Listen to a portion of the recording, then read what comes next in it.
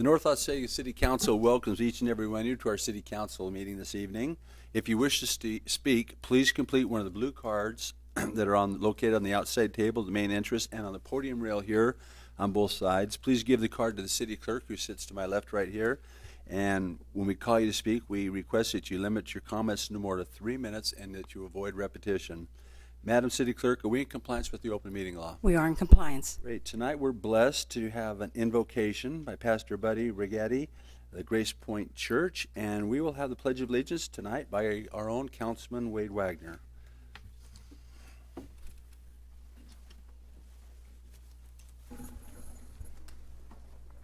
Let's pray. Our Father in heaven, we thank you for just the many blessings you give us, the ones we realize, Lord, the ones we don't realize. We just thank you for the protection you give us, Lord, for the police officers and the firefighters and the other leaders of this great city who protect us every day. And just thank you, Lord, also for this council. Pray that you would bless them with wisdom and clarity tonight. Bless the proceedings that go on, and I just pray that everything would glorify you. In Jesus' name I pray, amen. I pledge allegiance to the flag of the United States of America and to the republic for which it stands, one nation, under God, indivisible, with liberty and justice for all.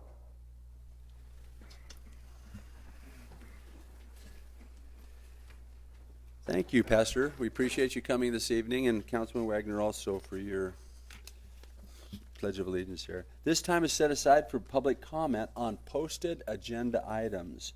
When I call your name, please come to the podium and state your name and address for the record. We need to limit your comments to 3 minutes. This is on posted agenda items.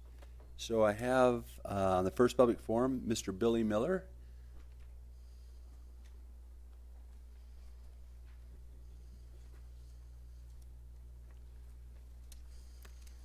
Thank you. Billy Miller, 2741 Sabre Drive, North Las Vegas, 89032. I'm calling on Agenda 21. It was, I think it was $700-some thousand that was given to that block grant. And from Winslow Park, we've been asking for a restroom and in the park. So I'm asking that all of the surplus money from this block grant be used for the building of our restroom and also to upgrade the lighting. We have the city put in some lights, but they only shine about 30 feet out from the pole. So what we need, maybe the lights need to be upgraded, made more wider spanning lights, and also a sign to identify the park. So I'm asking that request. I think it might be somewhere around maybe $150, $155, or $60,000 if we can use that for the restroom. Mr. Miller, you can rest assured that that's on our short list to get those things both accomplished up there. But maybe we might be able to get you an answer even tonight, okay? So we'll let our staff think about that. Yep. Thank you very much, okay? But rest assured, that is on the list, Thank you. okay? Thank you. Is that all the blue cards? Thank you. Okay, thank you very much. Anybody else that wishes to speak at this time? Seeing none, we'll close the public hearing. Madam City Clerk, please begin with the agenda. Approval of regular City Council meeting agenda of March 18, 2015 for possible action. Good evening, Mayor and Council. The agenda for tonight is in order. The recommendation is to approve the agenda. Thank you. Thank you. Councilor, any comments or questions on the approval of tonight's agenda? Seeing none, take a motion. Move to approve. Please cast your vote.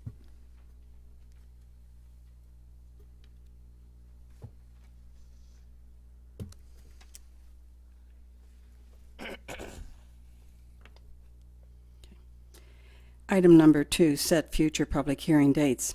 Set date on any appeals filed or required public hearings from the City Planning Commission meetings.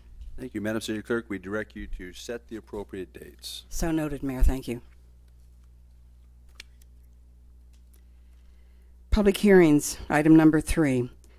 Public hearing regarding the recommendation for the projected allocation of $1,032,997 in fiscal year 2015-2016 Community Development Block Grant Capital Improvement Fund project funding.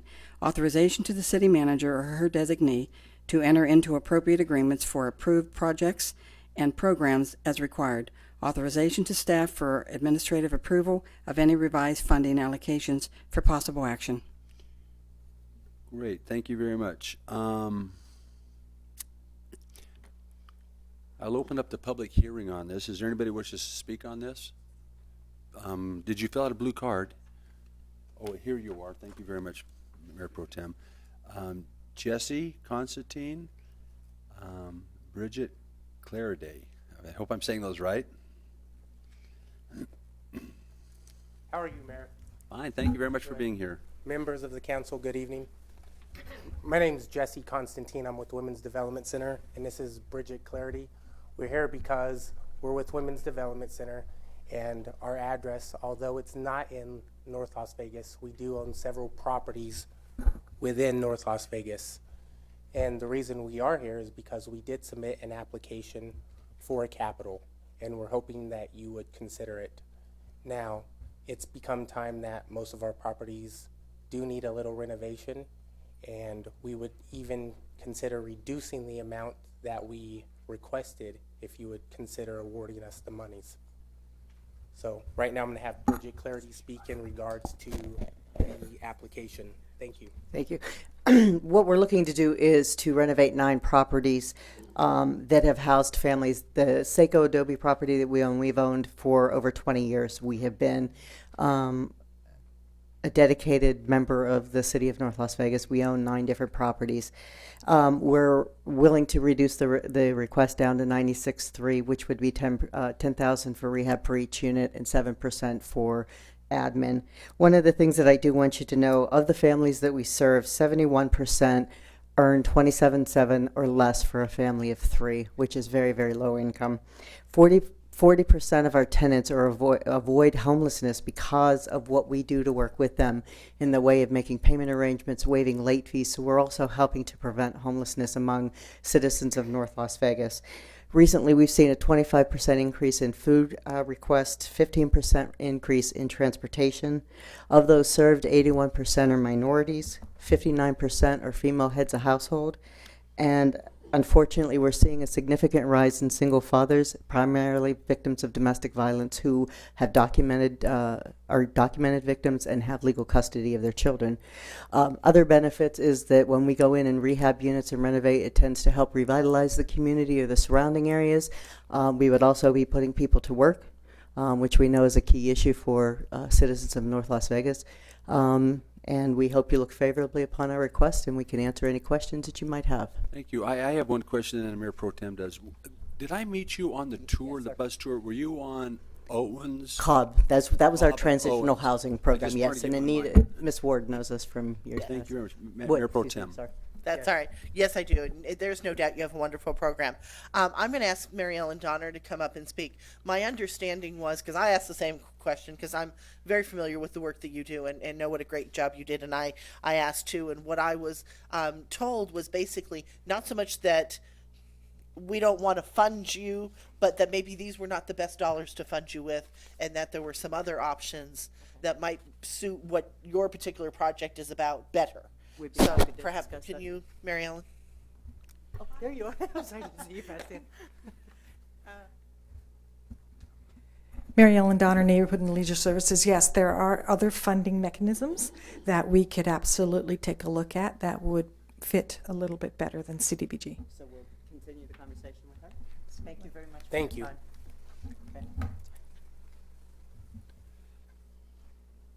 Well, thank you.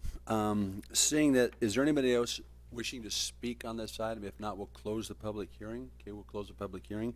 Council, are there any other comments or questions on the approval of this item? If there's not, I'll take a motion. I would move to approve item number 3 and the recommendations per the CAC. Thank you. Council, please cast your vote.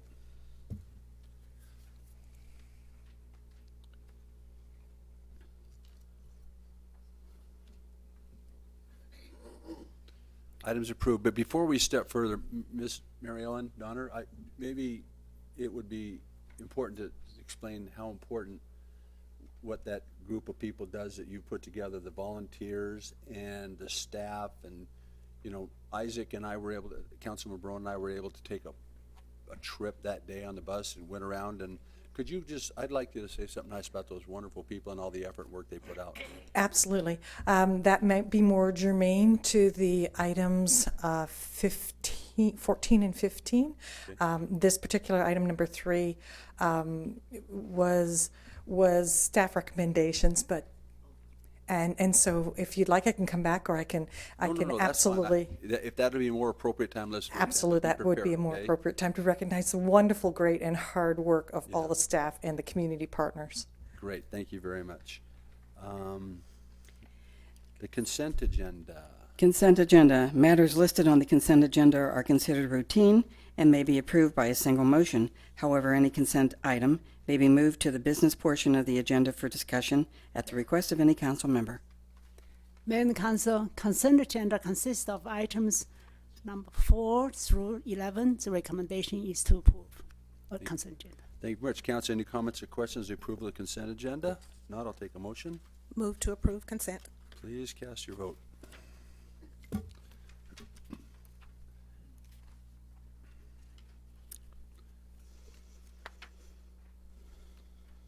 Item is approved. Item number 12, under business. Settlement agreement of condemnation litigation with Pecos Creek Village, LLC, in the amount of $703,050 from the Clark County Regional Flood Control District for certain portions of the property known as Clark County Assessor's Parcel Number 140-19-301-022 in connection with the Las Vegas Wash Main Branch Project, CIP Project Number 10115, to resolve any and all issues related to Clark County 8th Judicial District Court Case Number A-10-621232-C, and authorize the execution of the settlement agreement, mutual release, and waiver of all claims and all ancillary documents to settle the litigation for possible action. Good evening, Mr. Mayor and Council. Sandra Morgan, City Attorney. Just to read one change in the record with regard to the settlement agreement that is attached in your backup. We add an additional section 2.3 to the settlement agreement, and I just wanted to read that change into the record. It states, as further consideration for this agreement, the city is amenable to A, supporting the capping of the channel adjacent to the subject property, and B, supporting the landowner being able to cross the trail adjacent to the channel for access to that property. If the council is inclined to approve this item, we would ask that you approve it as amended. Great, Council. Any comments or questions on this item? If not, I'll take a motion. Move to approve item 12 as amended by the city attorney. Please cast your vote.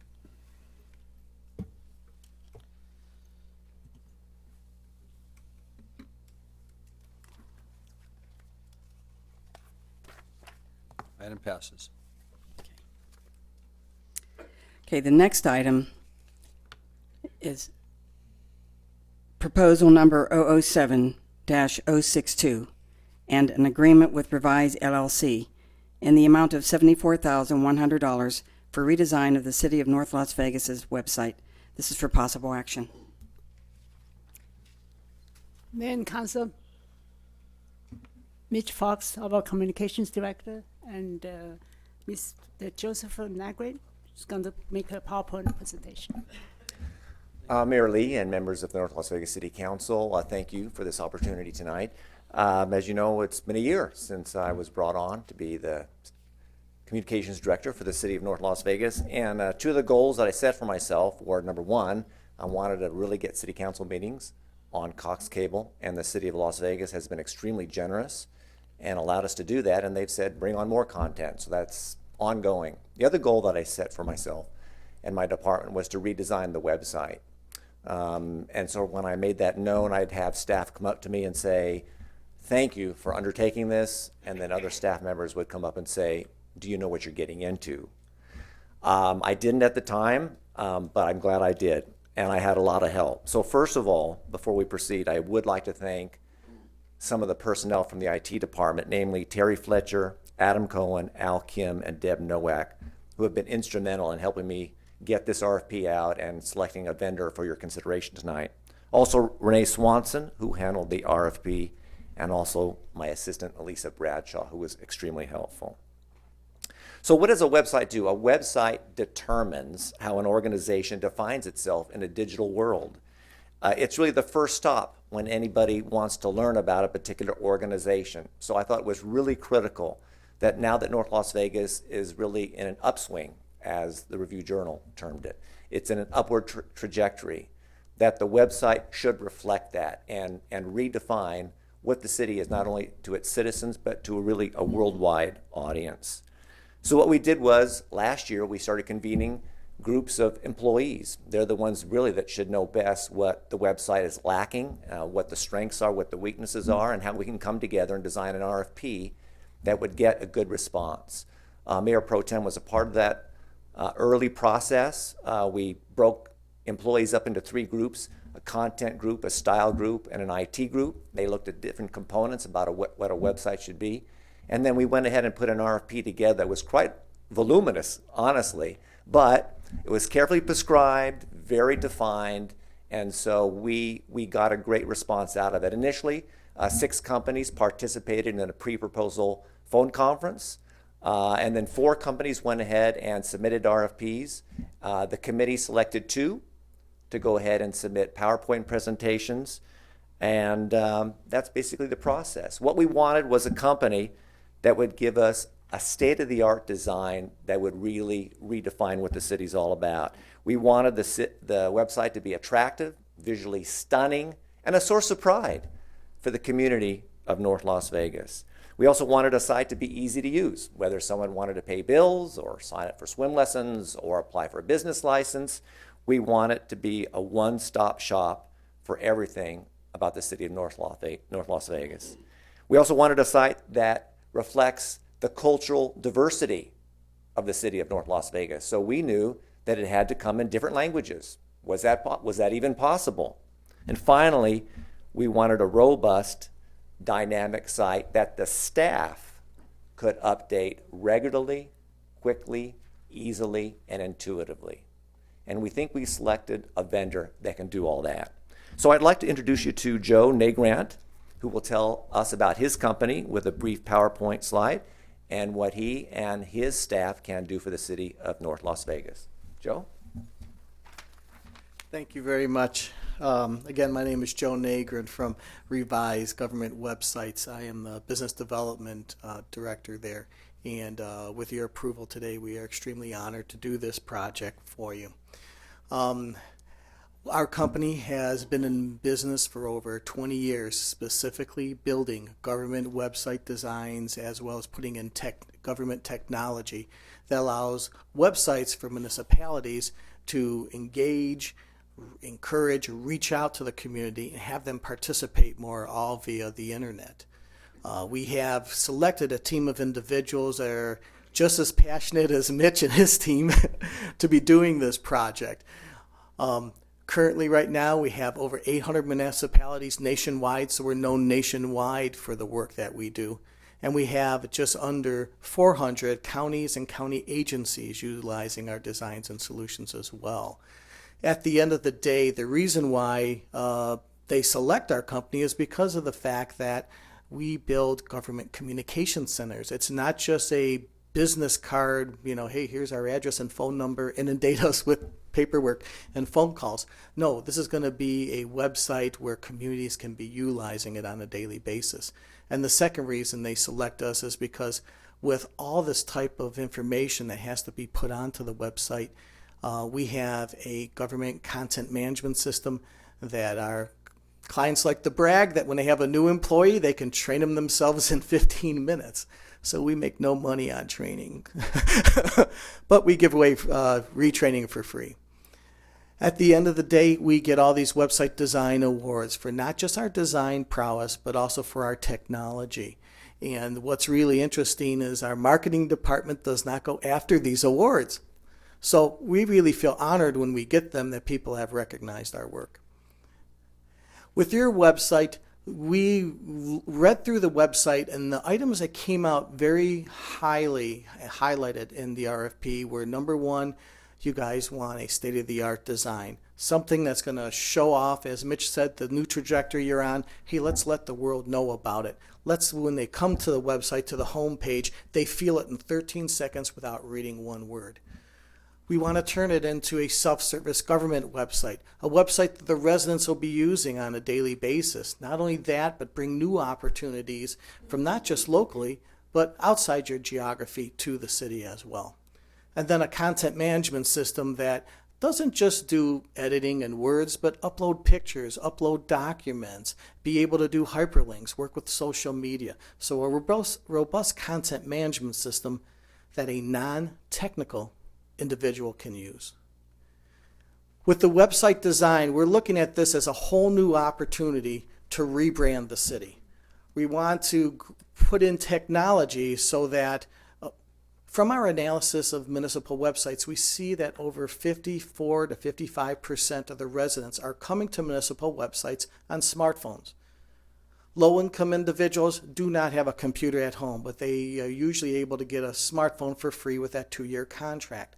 So the website needs to be redesigned with a technology called responsive web design. What it actually does is liquefies the graphics and the content, so it looks great on any screen whatsoever. So if you're at your daughter's swim meet at night at 10 o'clock at night, you can be productive in getting information immediately. Not only that, but we want to create a design. Our motto is to try to give it a 5-year longevity. Put technologies in it so when new devices come on it, it's able to acclimate to that. Not only that, but if you guys stay with us for 5 years, we would like to give you a redesign for free. This way, you always look like you have your Sunday best on, and then hopefully you'll give us great references every time someone gives you a call. We're going to recreate the website and have it to be a self-service government website. A clean home page with less text but more engagement. We actually did studies with residents of municipalities from 200 to 250,000 in population, and they told us they want a clean home page with the touch points to get to the information, rather than a home page with so much information that they say, forget it, I'm going to make that phone call. The new website should reduce incoming phone call volume and reduce printing and postage because the documents will be available there. We're going to recreate the navigation to make it easier to navigate. Rather than having a million drop-down menus, we're going to set up what are called web audience centers. One for residents, one for businesses, one for visitors. So when they come to the website, they know who they are. They're going to click on that tab. They won't even have to think about it. And now they're in an area that's all about them, meeting their needs, without distracting them with things they don't care about. If I click on visitors, I want to see all the restaurants. I want to see the hotels. I want to see the parks and the trails and everything. I don't want to see the financials of the city. On the other flip side of the coin, as a resident, I want my transparency there. I want everything there for me at my beck and call. We're going to create a website that the residents and businesses in the area actually can use. We're going to put in technology called search engine optimization. So it'll be really cool for the residents if they type on in, how do I get a business license? It actually brings them in their search engine to the actual page of the information telling them how to do it, not your home page where they have to look for it. And we're going to put a whole slew of government web applications that residents can be utilizing on a daily basis. We're going to put in a content management system, as I said before, is made for non-technical individuals. We're going to do on-site full and detailed training for all the content editors so they understand how to utilize it. The training itself usually only takes about 3 hours, but we're going to spend more time and talk about tips and tricks that make life easier for everybody. These are some of the applications that we're going to be putting on into the website. This is a section of applications called Citizens Communication Center apps. It has emergency alerts in there, bid posting, job posting, document centers, frequently asked questions module. Not only that, we put in a lot of extra features that weren't even requested in the RFP because this is the type of website that needs features that we feel that should be standard in a community your size. Like email notify, where a resident can go to a page and if they enjoy that topic, they can put in their email, and every time that web page gets updated, they get an email alert with that new information. They'll be able to communicate.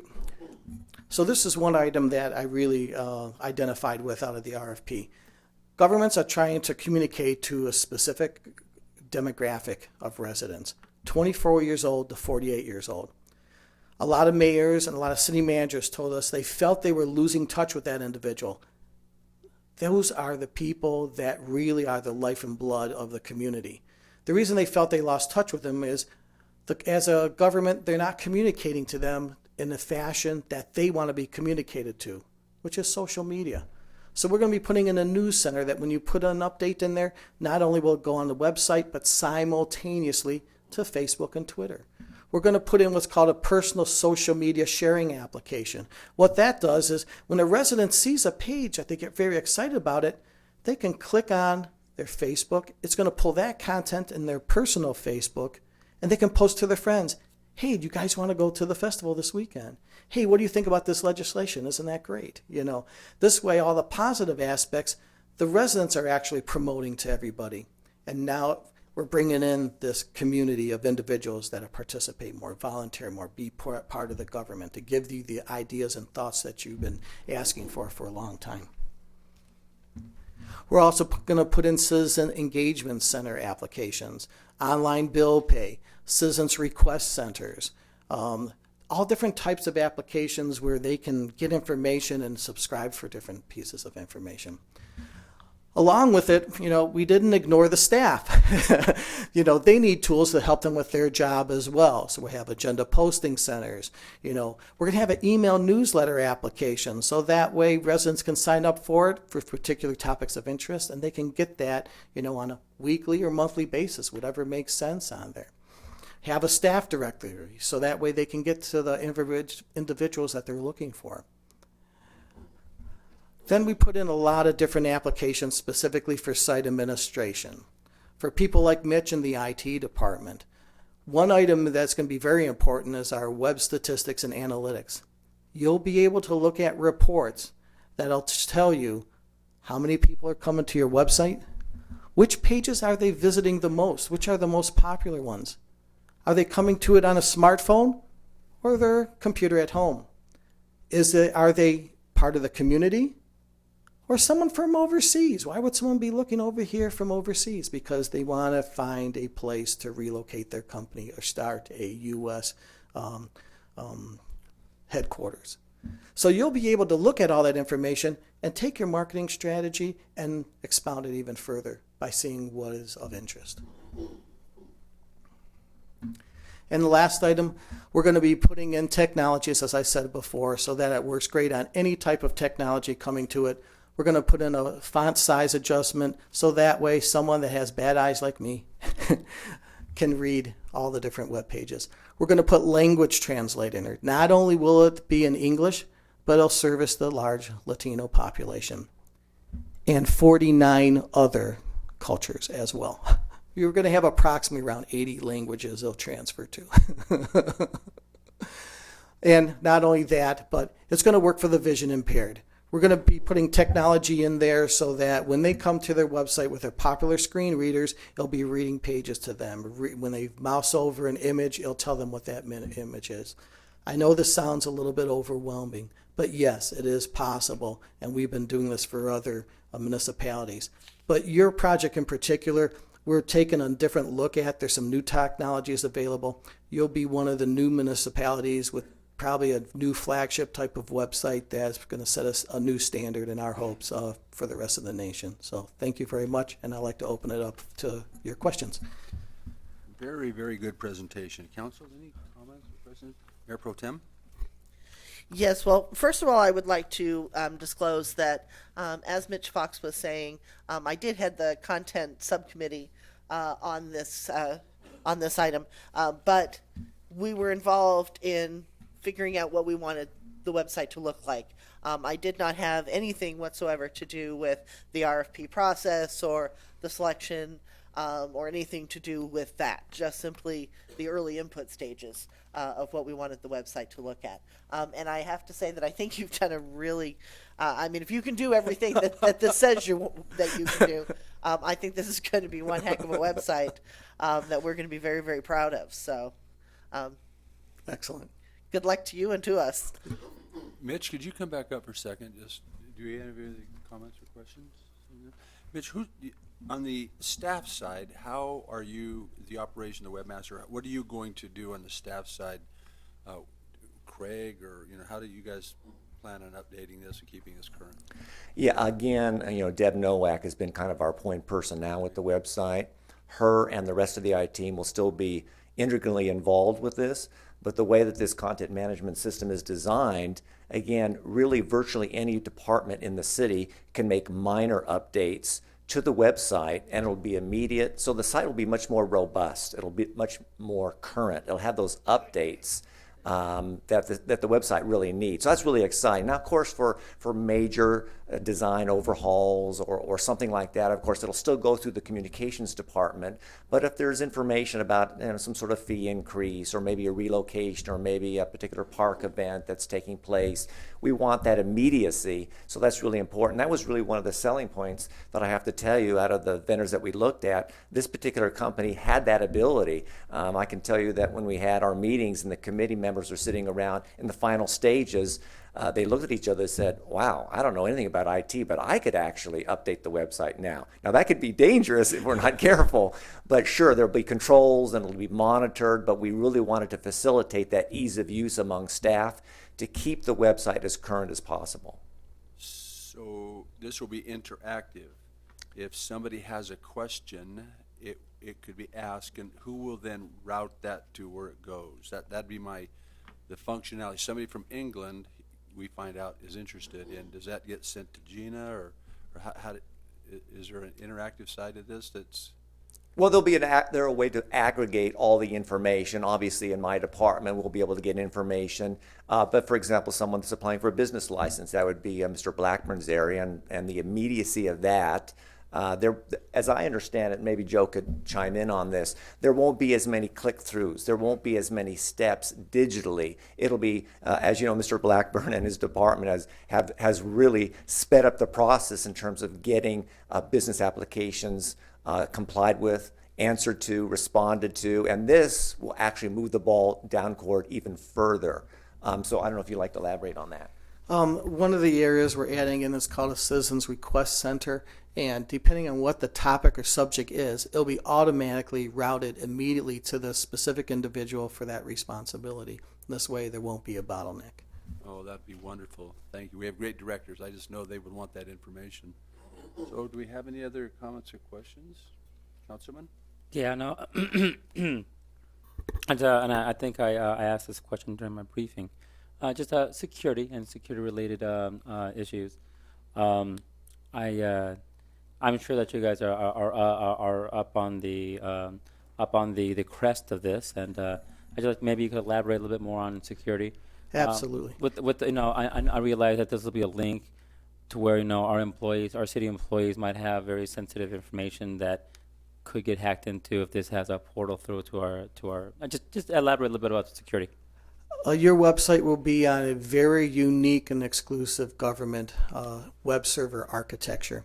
It's made up of 4 redundant server farms, one in California, one in Texas, one in Illinois, one in Michigan. We did that for a couple of reasons, not just for security, but also for all the weird weather patterns coming around. Your website has to be up all the time, especially in emergency situations where you have to get information, not just to the residents, but maybe the first responders. So we have 4 redundant server farms. Number 2, your website's going to be on a web server. When a content editor logs in, without them knowing, they're going to be going past our firewall onto our technology server. That's where they're going to be doing the content editing. When they hit save, it pushes the page to the web server. The reason for that, for security, is we have a immediate redundancy right there. If someone hacks your website, our 24-hour monitoring team selects one button, republish. It republishes out your whole website, overrides the hacker's code, and it's back up and running in minutes rather than 8 to 10 hours. Not only that, but just very brief, we do have a whole security set of protocols, and I have to tell you, there's been a couple months where specific clients have had bot attacks, and they couldn't get through our boundaries there. So I can't say that that's always going to happen, but our CTO is very anal about security, and we've been doing a phenomenal job up to this time. Great. Mayor Pro Tem. Now, you were talking in your presentation about not everybody may have access to computers, but most everybody does these days have access to a phone. And I know I had seen at one of the League of Cities meetings a presentation, I believe it was from the city of Henderson. And they have the ability, if you have any kind of, I don't know if it was just iPhones or what, but they were showing that somebody could go up, if they, let's say, saw graffiti somewhere, they could take a picture of it and just kind of hit an app and it would just download to the website and report the graffiti. Are we going to have any kind of similar ease of reporting as part of this? There's a solution that you guys are currently using called GovDelivery, and we're going to integrate that with the website, so that way I think through GovDelivery they do have an application where you can take a picture of a pothole and give information to that. So I believe you already have that technology already. Okay, thank you. And I might add, just to add some more information about GovDelivery, I've been learning a lot more about some of the unused portions of GovDelivery the city really hasn't been using for whatever reason, and it's quite tremendous. It's a wonderful integration, actually, with our new website redesign and how we're going to be able to communicate directly with residents using GovDelivery that we really haven't up to this point, but we will. And hopefully the website will give us kind of that opportunity to kind of bring all of that together. This GovDelivery, GovDelivery plus the website. Absolutely. Oh, wonderful. Great, thank you. I see no other questions. Councilor, any comments or questions on this item? If not, I'll take a motion. Please cast your vote.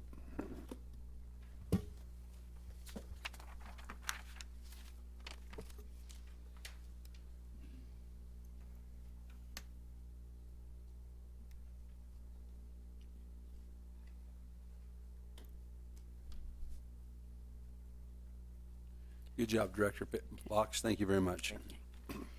Thank you very much. Welcome aboard. Next item, item number 14, Citizens Advisory Committee's recommendation for the projected allocation in the total amount of $525,230, $262,615 in fiscal year 2015, 2016, and $262,615 in fiscal year 2016-2017 Community Development Block Grant Funds, authorization to the city manager or her designee to enter into appropriate agreements of approved programs and projects as required, authorization to staff for administrative approval of any revised funding allocation for possible action. Thank you very much. Council, any comments or questions on this item? Yes, Mayor. Yes, ma'am. One of the things that this item is asking for is authorization for staff to administer approval of revised funding allocation. And I really hate to take the CAC out of the process completely.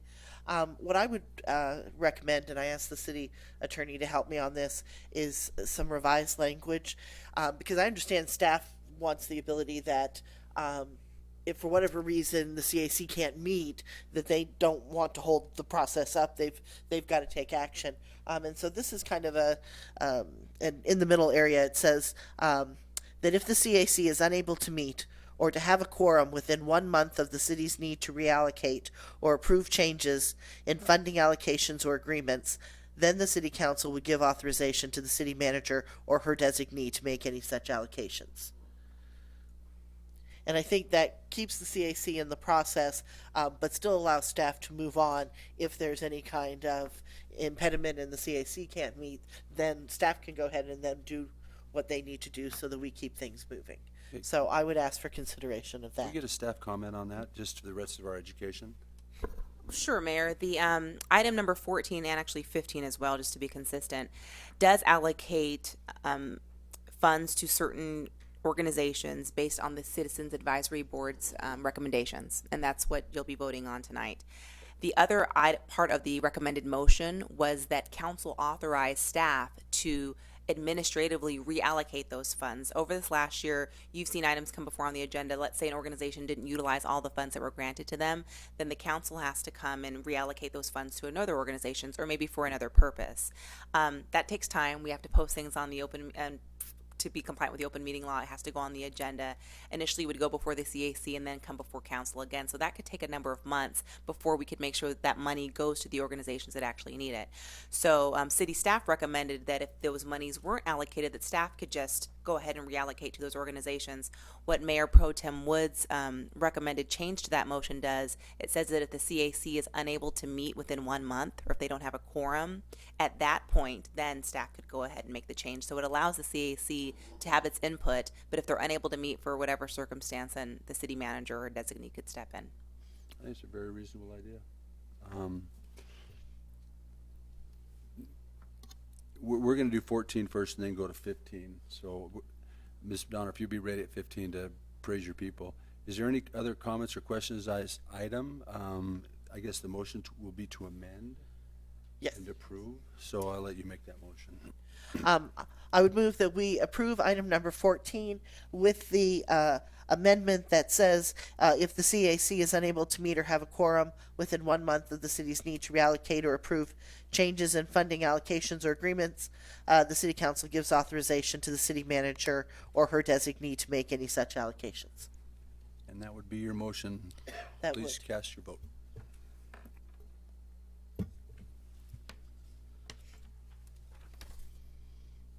Item is approved. Okay. Item number 15, Citizens Advisory Committee's recommendation for the projected allocation in the total amount of $271,646, $135,823 in fiscal year 2015-2016, and $135,823 in fiscal year 2016-2017 Emergency Solutions Grant Funding. Authorization to the city manager or her designee to enter into appropriate agreements of approved programs and projects as required. Authorization to staff for administrative approval of any revised funding allocations for possible action. Thank you. Council, any comments or questions on this item? Not, I'll take a motion. Again, I would ask for the same amendment to be added to this item as well. Okay. As amended, please cast your vote.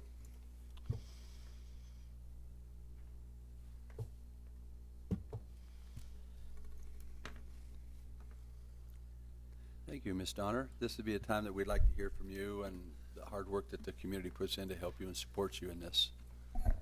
Good evening, Mayor and Council. Mary Ellen Donner, Neighborhood and Leisure Services. This is the culmination of about 6 or 7 months' work. This item passed in probably 3 or 4 minutes, but staff and members of the Citizens Advisory Committee have put in countless hours preparing and reviewing and visiting, which I believe Mayor and Councilman Barone, you actually went on the bus trip. I can't speak highly enough of the 7-member CAC Commission. They are dedicated, they are interested, they are very community-minded and want what is absolutely the best for the community. Staff work very hard, and when I say staff, Dr. Leonie Letson, who's actually here, thank you, Leonie, works tirelessly. She, like I said, starts in the fall with notifying potential applicants, reviews all the applications, works tirelessly on the website. And of course, Ellen drove the bus. Ellen from the Neighborhood Recreation Center drove the bus that took you around and took a look at the applicants. So thank you very much to the council support, obviously, the staff support, the community support, and the Citizens Advisory Committee support. Thank you very much. Would it be possible for Ms. Leonie to come up just for a second? I've been very fortunate to be the mayor of this wonderful community, and the residents of North Las Vegas want us to repair and move forward, and we're doing that. But I was very highly impressed with what you do and the time and effort that you put into some of the programs that take place within our community that seem to kind of get lost in the big picture, the growth, the consolidation of debt and all those things we do. But at the end of the day, some of the stuff that I was able to recognize that you do at the ground level, where people actually benefit from living in this community. I was just amazed at the talented people that you've got on your committee and the leadership that you provide for them. And I was just wanting to personally thank you, and I think probably Councilman Barone will say something, for the professionalism and the good attitude that you show and the concern you show and the care you do for your job. And so you are one of those little gold nuggets that doesn't get a chance to actually rise to the top and get a lot of recognition. But in this particular realm, no one can carry your water. You do a fantastic job for us, and I just wanted to praise you and tell you that your future is bright with this city. It did not go unrecognized, that we have some real talent, some areas that we haven't been paying much attention to, and thank you so much. Councilman Barone?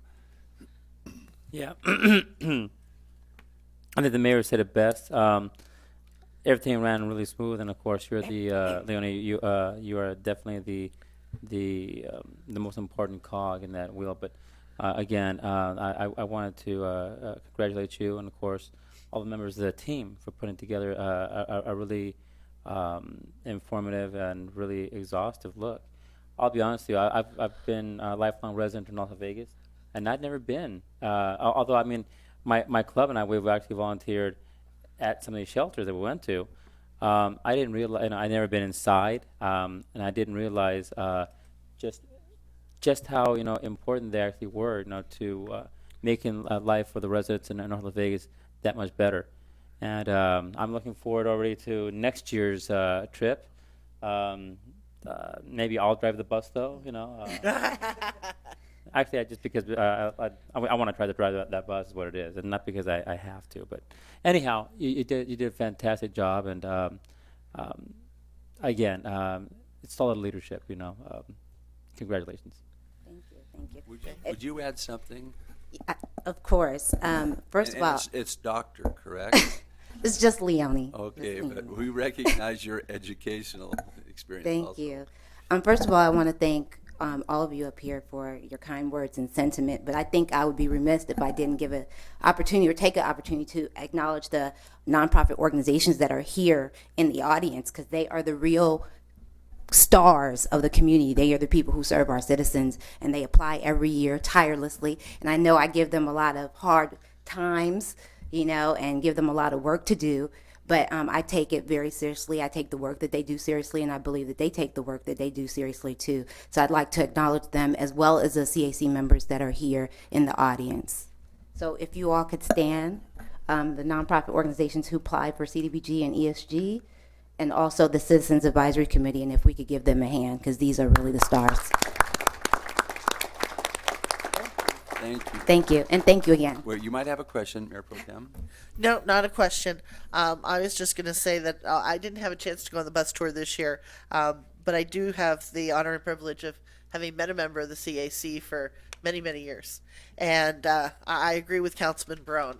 Until you go on a bus tour and really see the nonprofits and how many we have and what a variety of services they offer to the members of our community, you really don't understand how much you're missing of our community. And we are very, very lucky to have Leonie overseeing that program. I did want to acknowledge that Lydia Garrett and Gay Schoaf are both here in the audience, who are CAC members. I don't know if there's any others, but I know they are current members. And they do, and it is a very difficult job particularly when you're dealing with programming dollars, and there's only so many dollars in the pot, and you have all of these nonprofits who are doing the best work, really doing God's work, trying to help people, and you only have these limited number of dollars to give out, and so many applications coming in, and having to decide which ones are going to get those dollars and which ones won't, and how much they're going to get. Anyone who thinks that is an easy job hasn't done it. Right. Because it is very, very difficult, and you feel horrible when you have to tell a nonprofit that's doing a great job, no, sorry, we just don't have the money this year. So they work very, very hard, and it is a very, very difficult process, but we so appreciate their effort and really appreciate the recommendations that they make. So thank you so much, all of you, for all the work you put in. Thank you very much. Thank you. Next item number 16. contract with Sunrise Towing, Inc. to provide towing and storage services for the Police Department on a rotational basis commencing on the date contract is signed by all parties and continuing to December 31st, 2015 for possible action. Thank you, Counselor. Any comments or questions on this item? If not, I'll take a motion. Move to approve. Please cast your vote.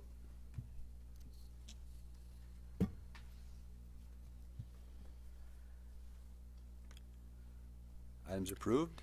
Next item, proposed 2016 through 2020 capital improvement plan for possible action. Great. Mayor- Mr. Daff- oh, I'm sorry. Mayor and Council, we have Dale Daffin, Engineering and Construction Service Manager, to make a brief presentation for the next 5 years CIP program. Thank you, Chung. Good evening, Mayor, Mayor Pro Tem, council members. As Chung mentioned, I'm Dale Daffern, the manager of Engineering Construction Services. I need to tell you guys also that I'm filling in for Jennifer Duty tonight. She wanted to be here to give the presentation, but she had some family members she needed to take care of. So we wish her the best of luck with that. Anyway, we have a fantastic 5-year capital improvement program for you guys.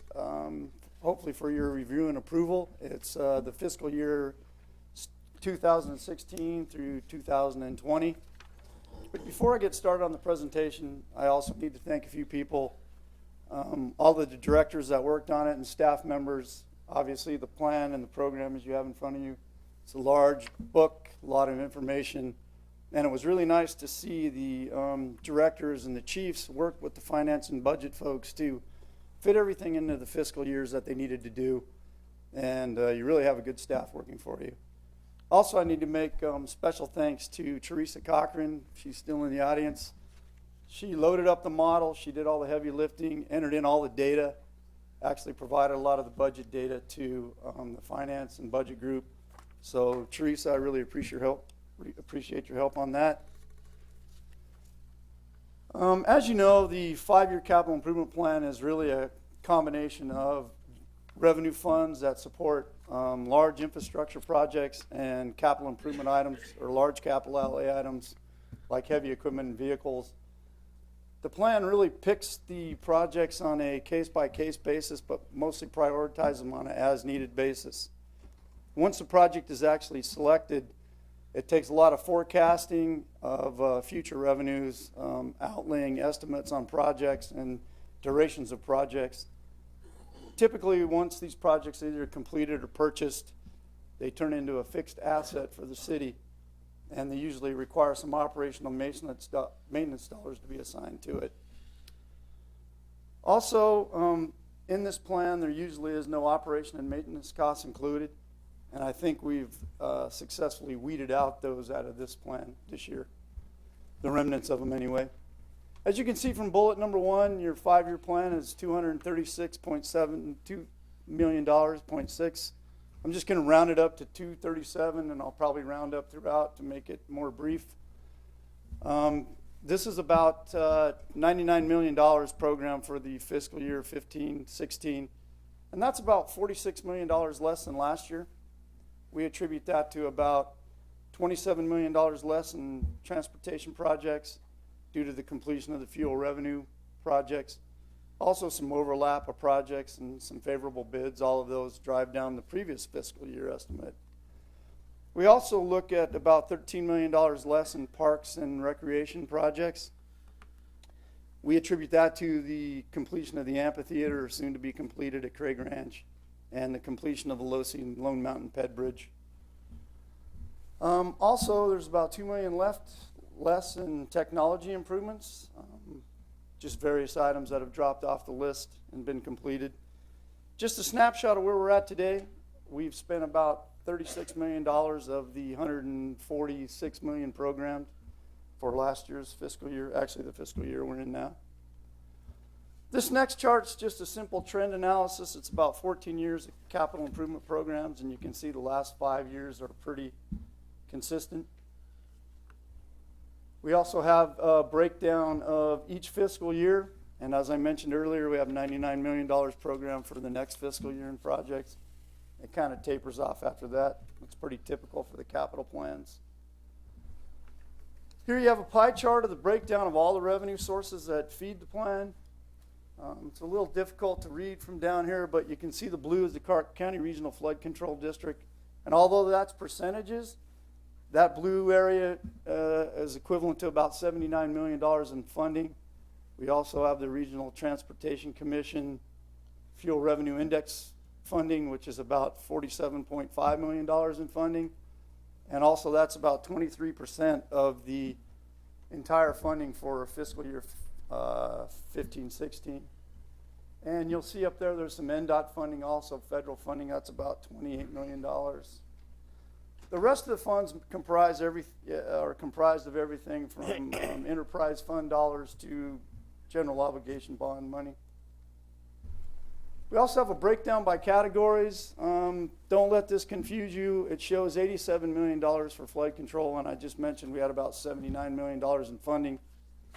The way the program works, if there's a project that has a flood control component with it, and there's a transportation or a surface improvement on top of the flood control facility, it will load it in the category of flood control. As you can see, transportation, another large category, is about $82 million, and we also have the utility fund, the sewer portion of it, which is about $28 million. Okay, stick with me on this one. There's some flood control highlights. It's about $87 million package, and I need to mention a couple highlights, and unfortunately I have to steal from a few notes here. We have the Ann Road Channel East project. That's going to go next year. It's about $4.2 million. It's a large infrastructure project that'll go from Commerce to the upper Las Vegas Wash. Really prevent some flooding up in that area, future flooding. We also have the Bellway Detention Basin. That's in the northeast corner of Lamb and Tropical. It's about $2.9 million scheduled for next year. We have the Brooks Improvement Channel and boxes. We have the Colton Improvement Channel boxes, and we have the Central Freeway Channel boxes. All of those is a combination package. It'll relieve flooding in the Brooks and Colton area and also prevent some backwash in the Central Freeway Channel. We're going to put some boxes underneath the Cheyenne abutment. And these boxes, by the way, are going to go under Losee Road, underneath the railroad, and tie into the Central Freeway Channel. We also have the Hollywood Storm Drain System. That's a big project. It's about $7.8 million for fiscal year 15-16. It's currently in design, and it'll put some box culverts in Hollywood all the way from about Centennial Parkway to Las Vegas Boulevard. A couple other big ones. We have the Simmons Street 3B project. It's currently under construction now. If you've been out to Craig Road and Simmons, you'll actually see it in construction now. That's about $10 million for next year. It's also going to give 3 lanes, ultimately 3 lanes in each direction from Alexander to Red Coach, Lone Mountain area. And then we also have the Simmons Street 3A project in the transportation funding, which will make it 3 lanes from Cheyenne to Alexander, so it'll really open up that corridor. We also have the Vandenberg North Channel. It's on the northeast corner of Centennial and Pecos. That's going to be a 140-acre detention basin and channel box system up there. We have $976,000 programmed for 15-16, but we have $12.8 million scheduled for construction in 18-19. Moving on to the Parks and Recreation category, it's about $6 million of the 5-year plan. Couple highlights for the Parks and Rec are at the Craig Ranch Park. We have some audio, video, sounding equipment that we're going to put in the amphitheater. It's about $480,000. We have the Frisbee disc golf course that we're going to put in, or just the disc golf course. Real popular item now. It's about $68,000. Electronic entry marquee sign that we're going to put out there, $136,000. It'll help advertise the events out there. And we're going to resurface some playground equipment, $180,000 program for that. A couple other Parks and Recs highlights. You council members approved the Kyle Ranch construction last council meeting. Great project. It's going to put in a roundabout parking area at Kyle Ranch, the entrance, some landscape, bathroom facility, walk paths. The second phase is to restore the spring. And the third phase is going to put a boardwalk around the spring and a viewing area. It'll really make that park nice.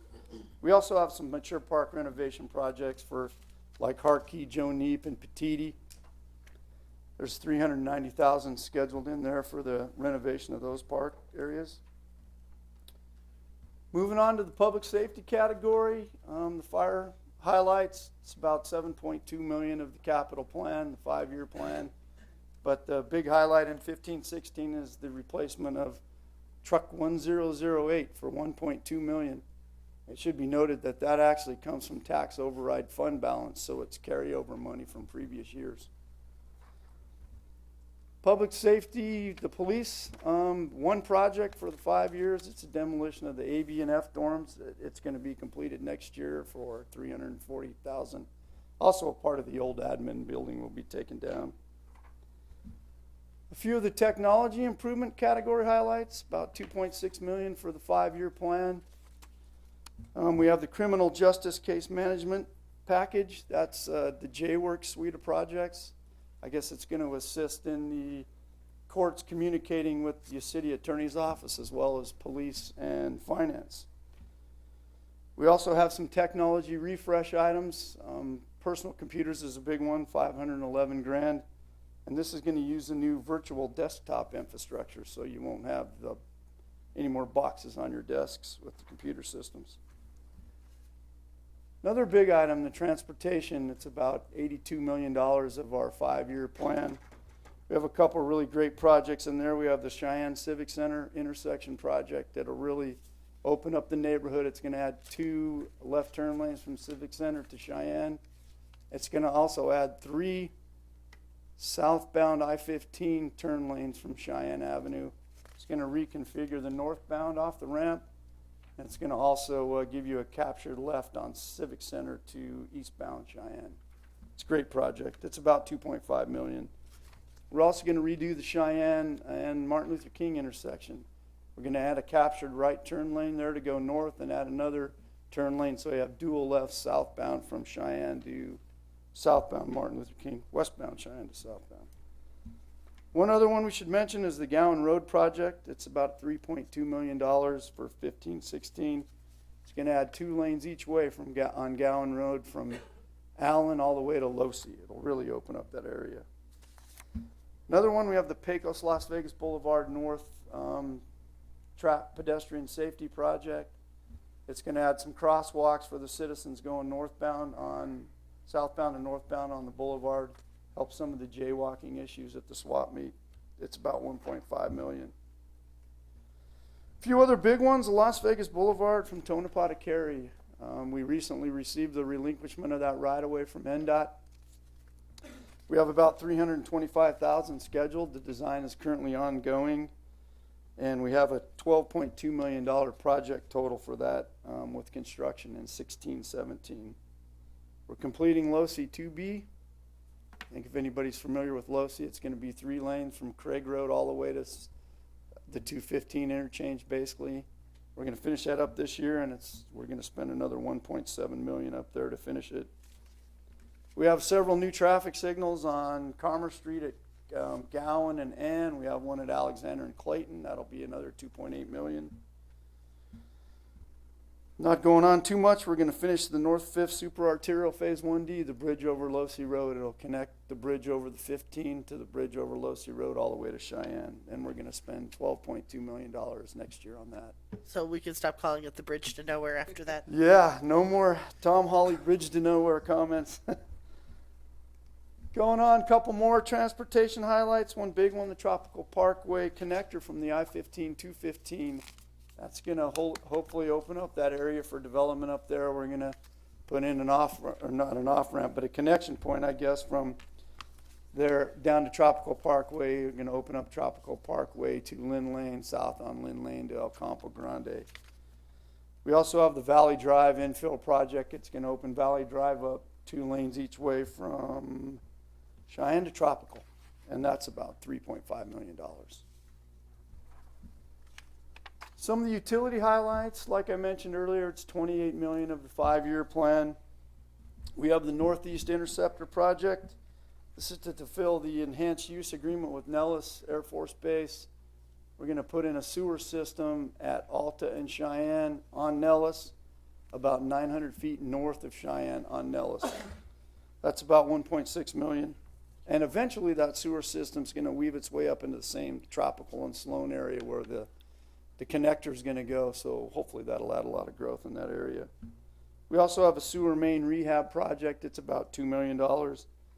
And it's scheduled to be Cheyenne, Losi, Pecos, and Cary, and it's mostly an in situ lining process. Sewer highlight or water highlights. It's once again $14 million for the 5-year plan. There's the Hanson billing system. Since Hanson no longer supports the module that our utilities department and finance department currently use, they're looking at some new software. And this $810,000 scheduled for next year is for the purchase of the new software, which will obviously enhance billing and accounting. We have the Capex fire pump conversion. Out of Capex, the fire pump system, if it turns on, the diesel motors out there go down, so they're going to be converted to electrical motors to run the pump system. It'll be a lot more efficient and a lot cheaper. That's about $617,000. There's also the water line oversizing program, which is a great program. It's to help participate with development and developers if they have a certain size water system they need to put in. This account allows us to kick in money to oversize the water system so we can better support future needs in the area. Lastly, we have the vehicle and heavy equipment highlights. It's about $8.3 million of the plan. And really these individual separate funds are really generated from a vehicle replacement fund that each individual department pays into. And this year vehicles, or 15, 16 vehicles, are going to be selected on an as-needed basis. And they also need to fit the funding constraints within each one of these funds. Wrapping things up here, that the fiscal 2016 through 20 plan meets all the strategic goals outlined in the 2012 through 2017 program. It's also fiscally constrained. And I really appreciate your attention tonight. Hopefully I can answer any questions if you need. Thank you. I think Councilman Wagner has one. I do. You know, when I look on this, probably slide 3 or 4 here, you've got the annual breakdown, you know, for the next 5 years. Yes. And when you look even back further than that on that other chart, significant drop off here in the funding. Is that because, you know, I know we get a lot of CIP funds from these capital improvement project money from the RTC, from the regional flood. Is this money drying up on us? You know, the fuel index, is that why? Because our need for roads, our need for flood channels, our need for things are going to continue to rise as we grow, but yet we're seeing this big decline. You're correct with the reduction in the fuel revenue indexing fund. As we complete that, that fund is being exhausted. But recently, we submitted another round of projects that we believe we could do if that funding source is upped in the next future years. But this particular drop off on this, I noticed that in several of our last 4 or 5 year plans, we see the same drop off. And I noticed in the first fiscal year we're really strong in all the last 4 or 5 fiscal years. And I personally think it's a planning issue. I think we're really good at forecasting next year's dollars and maybe even to the following year, but I think the confidence level really tapers off after that. And what do you attribute that to? When you say confidence level? Well, we're not for able to project that? We're not able to... Yeah, for us, we when I first started with engineering, for instance, there was no fuel revenue fund, at least when I first came there, and that ended up to be like a roughly $59 or $60 million program that was kicked into place. The previous 2-year capital improvement plans had no way to predict that money would come in. This drop off here, I think we all, and I think it might be a little bit of human nature, we try to move everything into the first years, but as they roll out, we get better estimates and get better refined cost estimates, and I think that's why it tapers off. But then in the next fiscal year, you'll probably see a fairly robust plan in the first part of that year. So these numbers that these projected numbers right here, we can augment them, we can change them, we have the ability to get more funding if we have a project that needs to be funded? Yeah, go ahead, John. Yeah, Mayor and Council, let me take that since there is not as familiar with the RTC and the flood control funding process. It was an excellent comment in terms of the huge reduction from 16-17 to 17-18. is mainly because the sunset of that bill for the fuel index revenue. And there is a strong desire and push for that bill to be extended. And I know there are tremendous support from the community, whether it's the construction contractor or engineering and business development, and they all see the importance of have those infrastructure in place so that the community can continue to grow. However, that decision will have to be made by voters because that's how it was stipulated by the legislature last session, and hopefully people will turn out to vote for it as they see all those new projects that put in place that really improve the quality of life and improve access and the mobility. The funding for us, the first 2 years is really largely contributed to this additional close to $60 million that we received from fuel index revenue.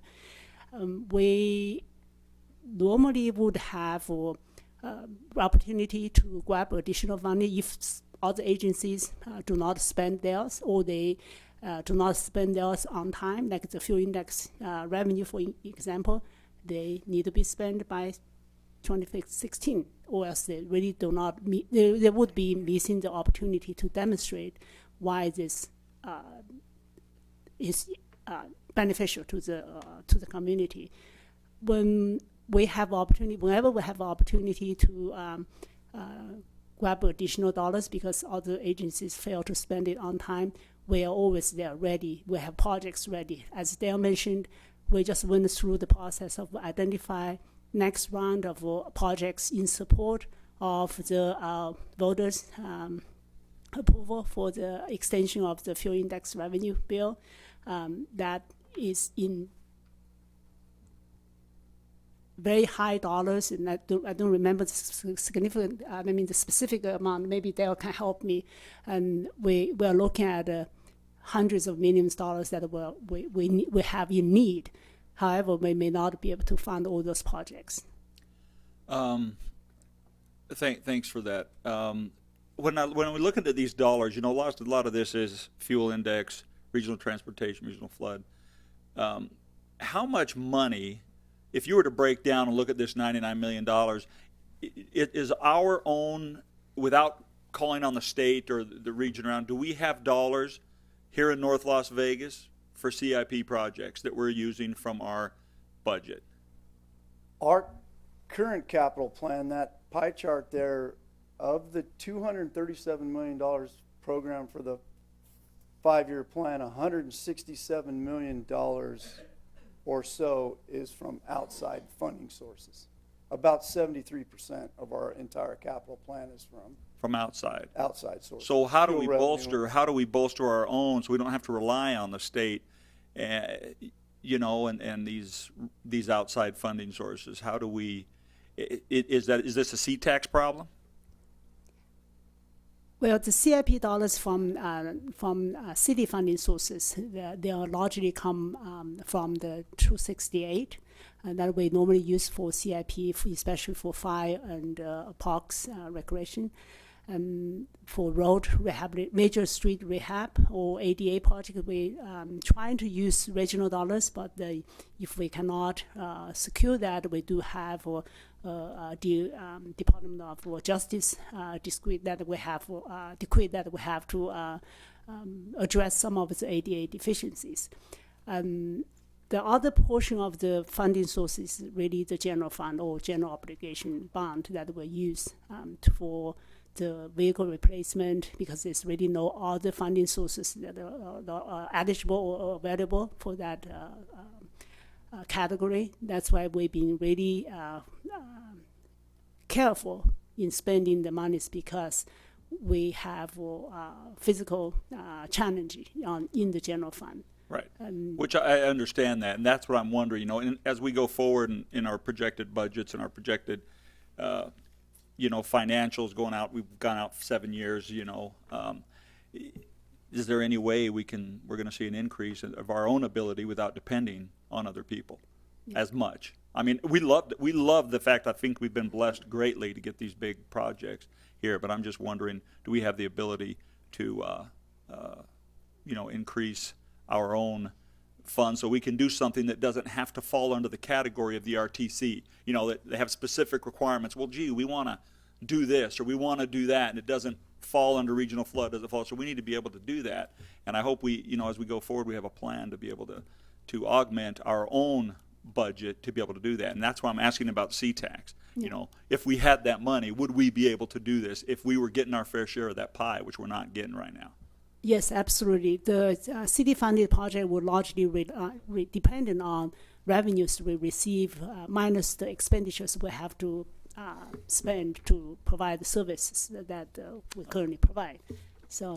All right. Well, that's enough questions for tonight. Thanks. Thank you. Mayor Pro Tem. Oh, I'm sorry. I thought you. Do we have any other questions? Director Adair, would you come up here for a moment for me, please? Dale, I will say while he's come up here, we are going to be doing a lot of road work, and I've noticed the barricade guys are doing a great job notifying people when the roads are going to be shut, and they're doing a fantastic job. So, I know that goes out to bid, but that is a horrible thing to have a path to work every single day, and then you have to reroute for a certain period of time. But in the end, it'll be well worth it. Yeah, thanks. I don't want to lose you yet, but there was a question from Billy Miller here, and on Parks and Recreation, it says mature park renovations too. He has addressed a situation that Councilwoman Goins Brown and I are interested in some parks in his area there. Where do you show, or is it already in the past that the bathrooms and those things? What was the name of that park, Ms. Goins? Would you take over from here? It's Walker Park. Walker yeah. Park. Those are coming Walker off Park. the CDBG though, which is done.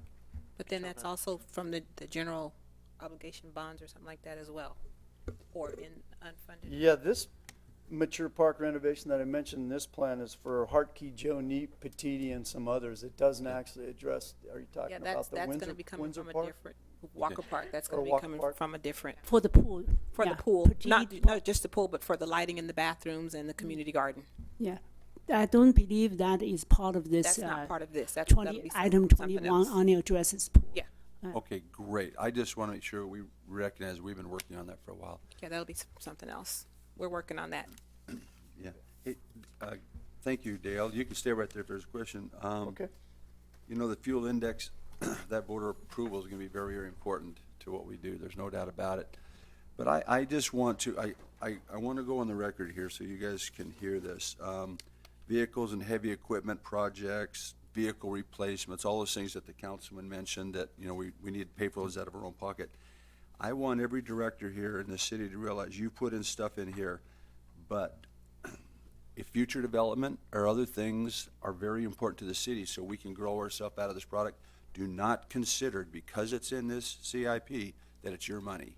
Money is put there to, if we can keep going in a specific fashion, and we will use that money appropriately in the city. And Darren, I'd like you to maybe comment on that just a little bit, that sometimes directors feel that this is money that's been given to them by Heavenly Father, and nobody can touch it.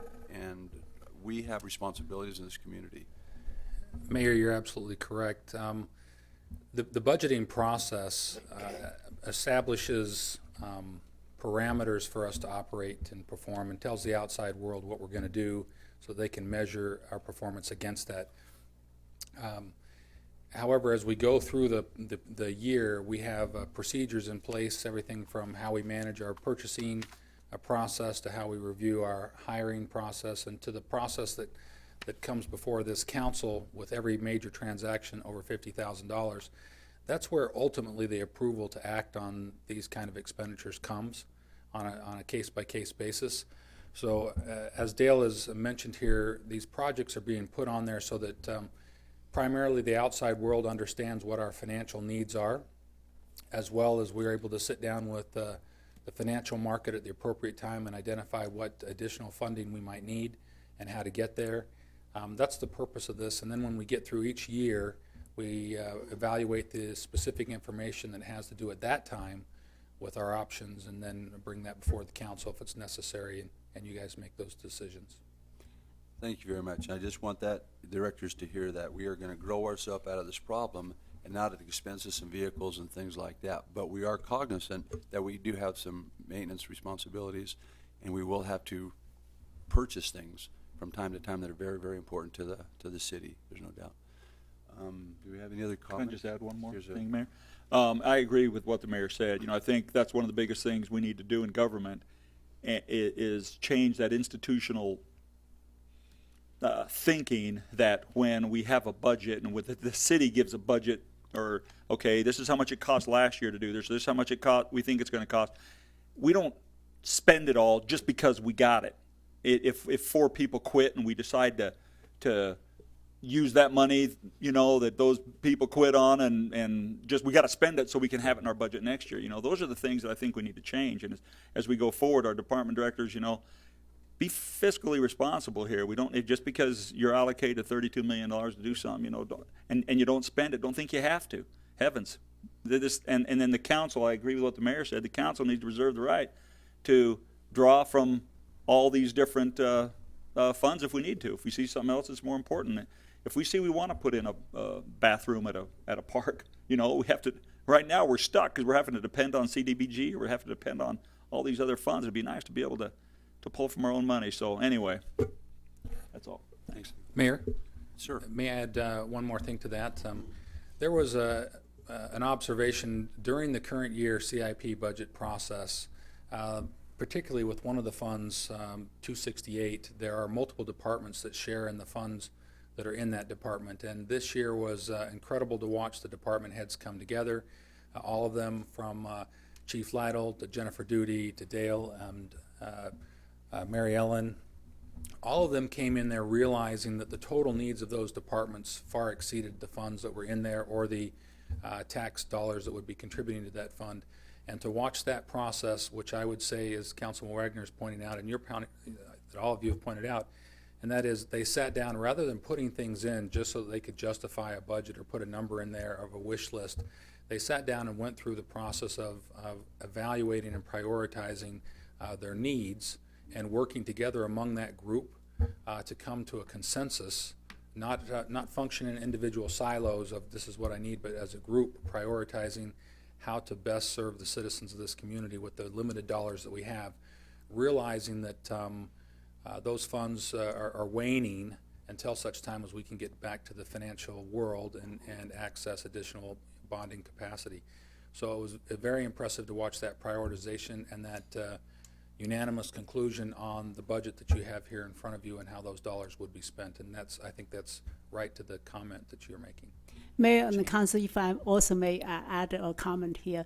I know it has been a major concern of yours whenever we spend general fund or general obligation bond money. This year we started a new process for the vehicle replacement program. In the past years, we actually allocate specific amount of funding for specific type vehicles. So this year we basically have a pool of money that in case we need to replace whichever vehicles come to in need for replacement, that's when we replace them. We're not going to replace them just because there's money. We're going to replace them when we need to replace them. So I think hope that new process should eliminate the entitlement of the vehicles or department that they feel like I got this money for this vehicle, and therefore I'm going to request to purchase it. So that's a new process we started.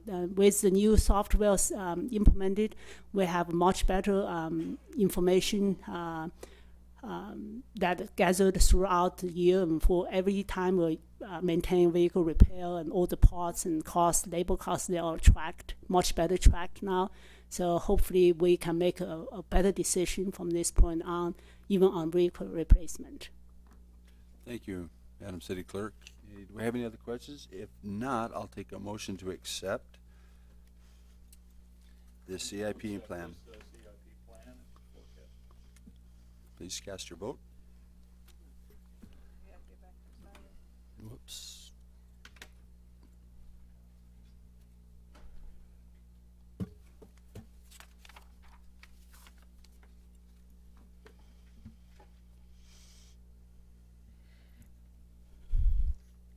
Next item, item number 18, interlocal agreement with the Southern Nevada Health District in the amount of $90,000 from the Centers for Disease Control and Prevention, Department of Health and Human Services, Southern Nevada Partnership to Improve Community Health Grant Funds, with the option to renew for 2 additional one-year periods for the installation of bicycle markings and the development of a complete streets policy for the Public Works Department for possible action.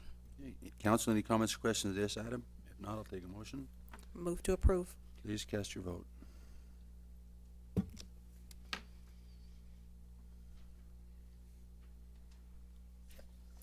Next item, augmentation of the fiscal year 14-15 capital budget in the amount of $240,000 from the Roadway Operations Fuel Tax Fund, and approval of a professional engineering services agreement with CA Group, Inc., in an amount not to exceed $218,369 and $21,631 for administrative costs from Fund 293 Fuel Tax to provide environmental analysis for the I-15-215 Tropical Connection Project, CIP project number 10401 for possible action.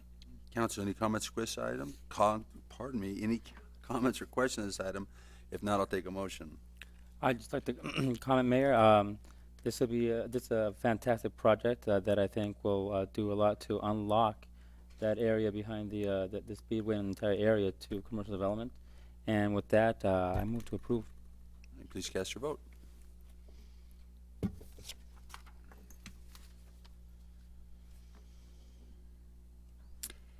First Amendment to agreement to use local government contract with Vegas Electrical Supply in a total amount not to exceed $400,000, $200,000 per fiscal year on the remaining 2 years of a 4-year contract, using the competitive bidding exception per NRS 332 Local Government Purchasing Act to purchase street light and traffic signal materials for the Public Works Department for possible action.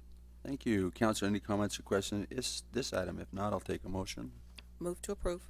Please cast your vote.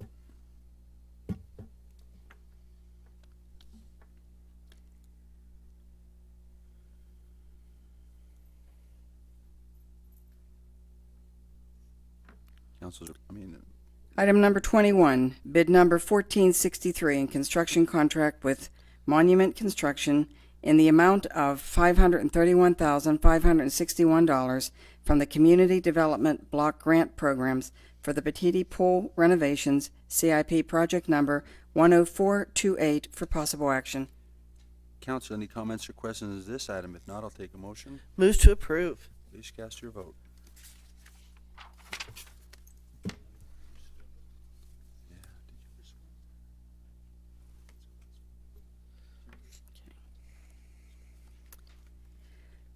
Ordinance final action. Ordinance number 2707, an ordinance related to zoning amending section 010 of chapter 16 of title 17 of the City of North Las Vegas Municipal Code by reclassifying approximately 8.97 plus minus acres therein from an O-L open land district to an M-2 general industrial district ZN 0215 tropical and Schatz industrial for property generally located at the southwest corner of Tropical Parkway and Schatz Street, and providing for other matters property relating thereto for possible action. Thank you. Council, any comments or questions on this item? Not, I'll take a motion. Mayor? Okay, that's fine.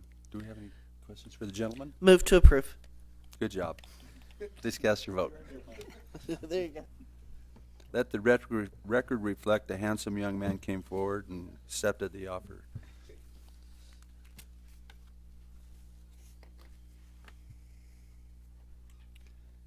City Manager's report. Mayor and the Council, I'm very excited to inform audience and as well as people watching through the stream of this meeting that the Taste and Tone is back. We have staff from Craig Ranch, Brooke Cassell and James Allen will make a presentation.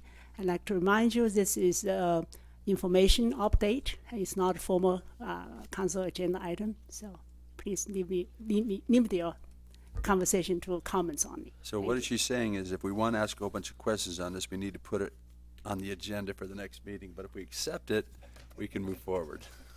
Thank you, James. Please proceed. So, my name is James Allen. I'm a recreation coordinator for the Neighborhood and Leisure Services Department. And this is my teammate, Brooke Castle. I'm also a recreation coordinator in the Neighborhood and Leisure Services. First of all, I want to thank all of our opening acts before our presentation.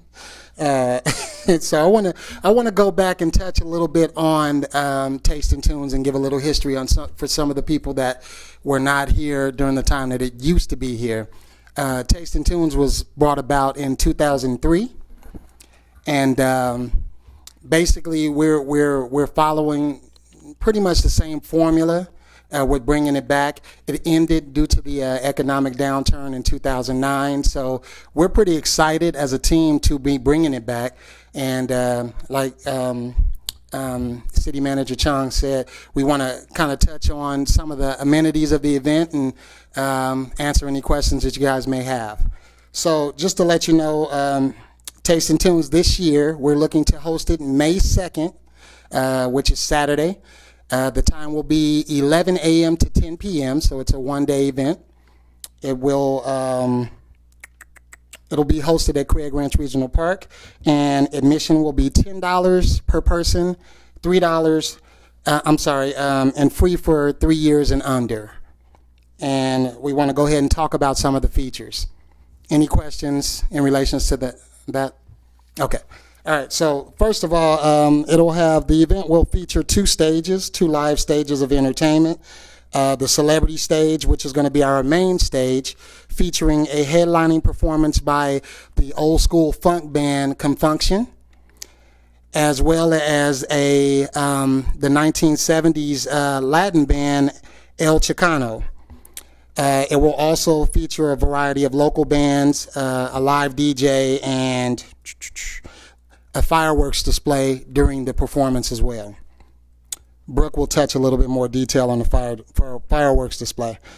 The Fiesta stage, which is more of a community stage, will feature performances by recreation center classes, karate demonstrations, taekwondo, things of that sort, dance troupes, drill teams, upcoming musicians and things of that sort. That's what I would call the gratis stage. So, it'll just be people that want to get a little exposure, and that event will be operating from 1 p.m. till 8 p.m. and the celebrity stage will be running from 11 a.m. to 10 p.m. And Brooke, you want to touch on the carnival? In addition to our lovely event, we have a full-size carnival. I will provide a map here for you as well.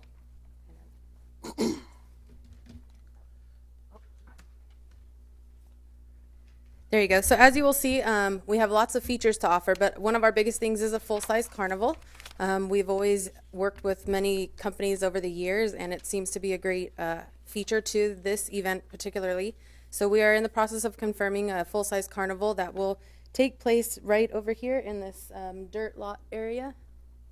So it will utilize some of the undeveloped area that we have at Craig Ranch. In addition to that, James was talking about our fireworks display. We will be contracting with Pyrotechnico, which is the fireworks company that we've used for the last 8 years for all of our events. It will be a 5-minute display, and they will be seen from all over the valley around that park. So we found a great launch site where they'll be seen from everywhere. And then James will also touch base on some of our other things. We also have, we're going to be offering beer and wine at this particular event. We usually go with the beer, but we wanted to, this event is a little bit more upscale, so we wanted to, add a little bit more to that function, as well as the Tough Enough stage, which is going to be a MMA, which is mixed martial arts cage, and basically we're going to have interactive sumo wrestling bouts, ring girls, and professional fighter cameos to. And possibly scheduled demos as well happening in the cage. So a little something for the crowd to check out, because we all know that MMA is a upcoming sport. So we wanted to add that. And cooking demonstrations. So as you know, it's called Taste and Tunes, and of course we like to focus on the taste and the tunes portion of it. So what we've had in years past, and we cannot tell you how excited we are to partner again with the Culinary Training Academy. They will be doing live cooking demonstrations, 30-minute demonstrations, so that the patrons of our community could come and enjoy, you know, some of their demonstrations, and of course promote their school and what they have to offer, and then of course hopefully go over there and enjoy some lunch, which I heard some people did here today. The chef that we are working with this year, he is Chef Patrick, and he is very excited to come on board. In the past, we've worked with Executive Chef Burpee, who was magnificent for this event, and the CTA is so excited to come back aboard. So we will be working with them. In addition to their cooking demonstrations, they also will be helping us with TAM certified servers who can assist in our beer area. So that will help eliminate some of our volunteers and staffing needs.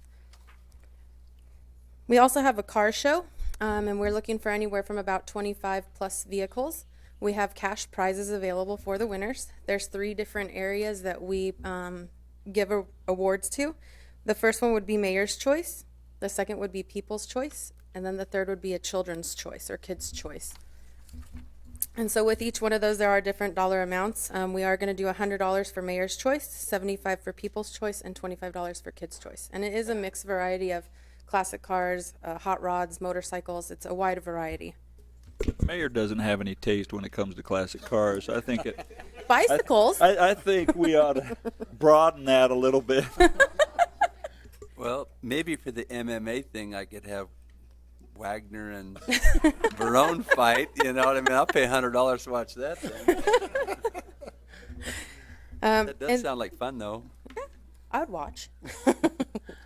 So this year, where the difference with Taste and Tunes in the years past is it's always been held on Cinco de Mayo weekend, which we're obviously doing the same thing, but a lot of people don't know that this is also in celebration of the city's birthday. So we are going to celebrate the 69th birthday of the city of North Las Vegas, and we will have a founder's booth that will give you all historical information and facts about the city of North Las Vegas and how it was founded and everything that came to.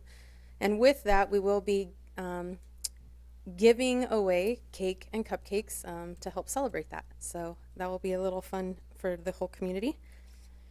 And this is the big part. We, again, focus on the taste side of it. So not only do we have live cooking demonstrations, but we are also seeking 16 food vendors.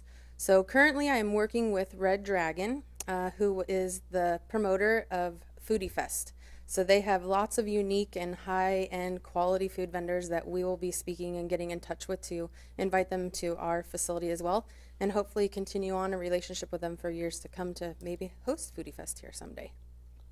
And then lastly, we also have some craft vendors. We're anticipating anywhere from 30 to 60, and they will have all sorts of different crafts and goods, homemade goods, prepackaged goods, different things that they could sell.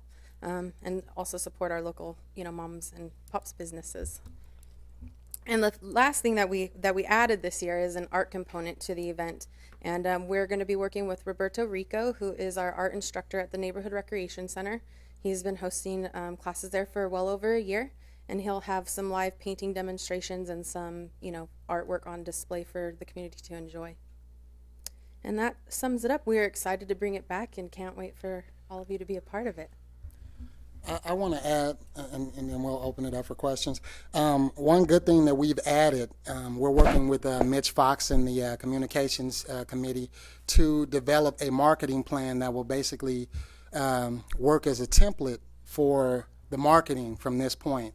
And Taste and Tunes is going to basically be the launching event that's going to help us get that going. So we're hoping that getting the word out for Taste and Tunes is going to be really easy, with this marketing plan. It's coming together, so we're still working on it, but we're pretty excited about it. And, just to piggyback on what Brooke was saying, Taste and Tunes, again, if you haven't had a chance to experience it, it's a phenomenal event.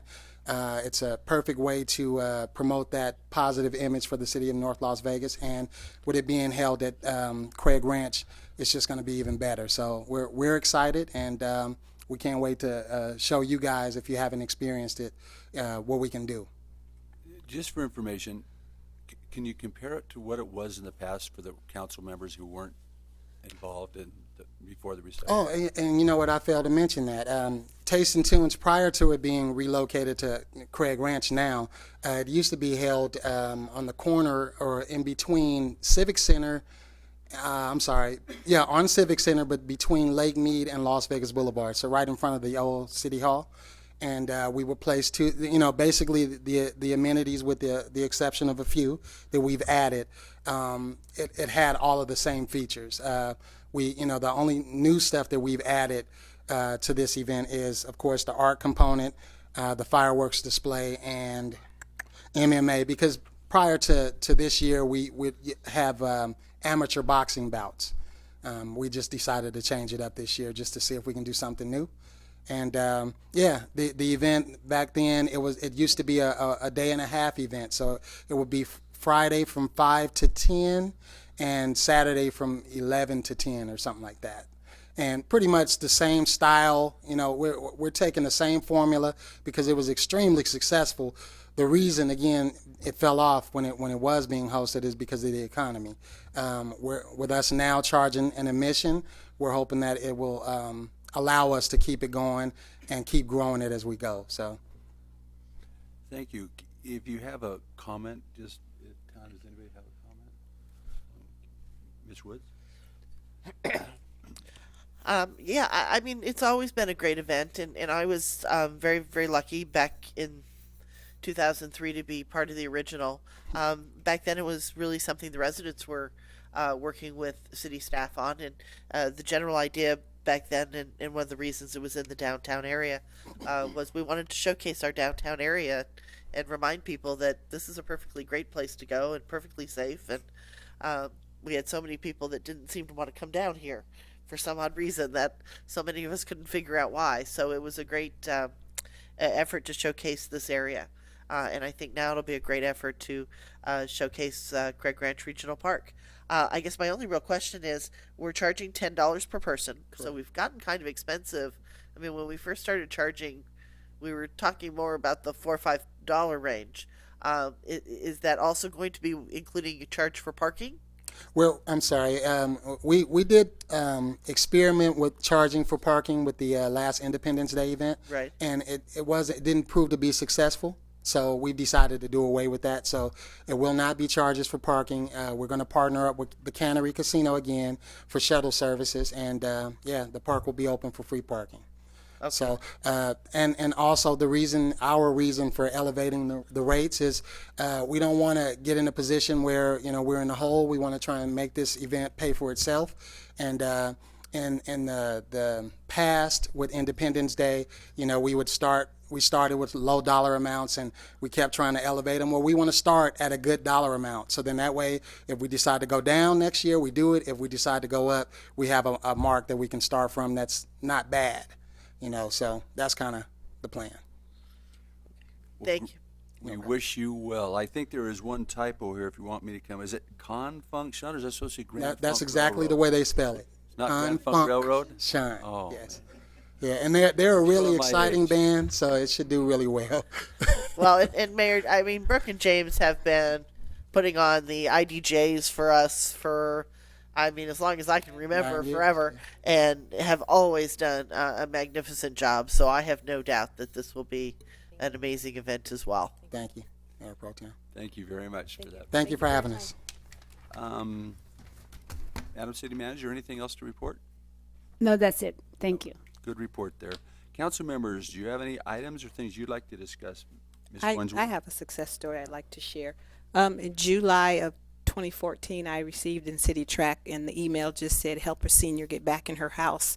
And a lady named Valerie Gaines emailed me because her next door neighbor's house was started with the CBGD fund for minor rehab. Then it went to the home reinvestment program for major rehab, and it was just a mess. The house was a total disaster. There was mold, bathroom fixtures not done correctly. And so we reached out, and her son was our main contact person. And I just like to, and I hope I'm not forgetting anybody, with Rick Damien, Tom Martins, and Mr. Gonzalez, all kind of stepped up to the plate. And tomorrow at 4:30, we are actually going to give this senior, and her name is Miss Mosley, we're going to give her the keys to her newly renovated home. So we're very excited. And if you can join us, it's at 705 Miller Avenue. So this is just a success story, and we're really, really excited. So hope you can join me tomorrow at 4:30. Thank you very much. Councilman? I have a couple of things. Number one, I'm really excited and proud to say that North Las Vegas will be getting its first Raising Cane's it's on Craig. I don't know the exact address, but you can't miss it. It's like right across the street from the cannery. And I do believe that's going to be at 9 o'clock. Someone correct me if I'm wrong. Well, then again, I could just go ahead and look over here in my notepad thingy here, and I'll tell you exactly what time it's supposed to be, because I actually, 9:30. It'll be at Raising Cane's, ribbon cutting, and it's 1950 East Craig. Maybe I should have gone ahead and looked on here first. Also, one other thing, Mayor, I was really proud that last year our city hosted the very first annual Cesar Chavez Day at Craig Ranch Park, and this year, although the committee did not have it in Craig Ranch Park, it'll be to our neighbors in the south at Freedom Park, and the main host is of course, our very good friend, Councilman Bob Coffin, but I'm also a sponsor of it, and I'd like to invite the public to that as well. It'll be Saturday, March 28th, at I think it's from 10 to 2 or 10 to 4. There'll be lots of food out there as well, lots of educational activities, and of course everyone's invited to come out there and celebrate the second annual Cesar Chavez Day. And if you're really lucky, you might get one of the shirts this year, which I think is really nice. Thank you very much. Thank you, Mayor Pro Tem. Yeah, I have two items to report on. One of them is, as you know, last week I was in Washington, D.C., serving a dual purpose, both as president for the Nevada League of Cities and as a representative for North Las Vegas. It was the National League of Cities annual conference, which was wonderful. It opened up with the President Barack Obama, doing work as the keynote speaker for the event, and kind of breaking out and talking about some of his emerging technology plans coming up. So it was a very successful conference. I also spent a great deal of time with our lobbyist, former Congressman John Porter. The House was not in session, so I didn't get to meet with the House representatives, but I did meet with all of their staffs. And I did get to meet both with Senator Heller and his staff and Senator Reed and his staff. And got to talk about the positive things going on in North Las Vegas. Asked them to please work with us. I know the drones and manufacturing of the drones has been something you've been working on very hard, and reminding them, and can't hurt to keep just bringing all those issues forth to them and reminding them. So brought that up, certainly brought up I-11 and the fact that North Las Vegas needs to play a role. If we're going to have as much manufacturing as we plan, then we have to have some kind of access to I-11, and we have to be a part of those talks. We talked a lot about Apex and the plans, Mayor, that you've had for developing that into, I believe your term is an economic diversification zone? Yes, yes, ma'am. And so talked a lot about that, talked about Tule Springs, UNLV, the medical school, and those opportunities as well. I think many of them were very surprised with all of the positive things that were going on in North Las Vegas. Senator Reed's office informed me that they have been working with the National Park Service and did find, I believe it was about $280,000 in the Park Service's current budget for Tule Springs. And that upcoming will be a Simplima round specifically for Tule Springs. And so they're hoping for maybe somewhere between $280,000 to $400,000 for Tule Springs coming out as of that as well. So they're really working on trying to get some funding for Tule Springs and moving that forward as well. So I was very pleased to hear about that. The other issue that we've been working on, Councilman Barone and I both had an opportunity to go to the Skyview Multi-Generational Center. And they reminded me that 5 years ago we entered into a contract with the YMCA to operate that facility for us. And things go by faster sometimes than you realize. They reminded me that that 5-year contract is just about to the point where it will need renewing, and so that's something that the council will have to look at. But so far, the YMCA I think has done, and I think Councilman Barone agrees that they've done an amazing job with that facility and running it for us.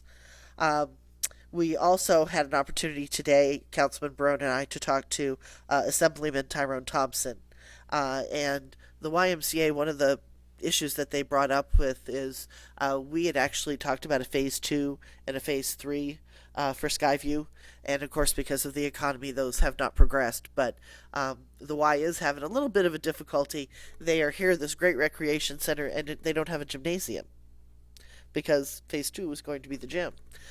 So they're looking, and we're asking if there were ways that they could partner with the city on moving phase 2 up in a priority. And so we were on the phone for a telephone conference with Assemblyman Tyrone Thompson. He wants to help us in those efforts as well. So there's a possibility maybe of looking for some grants.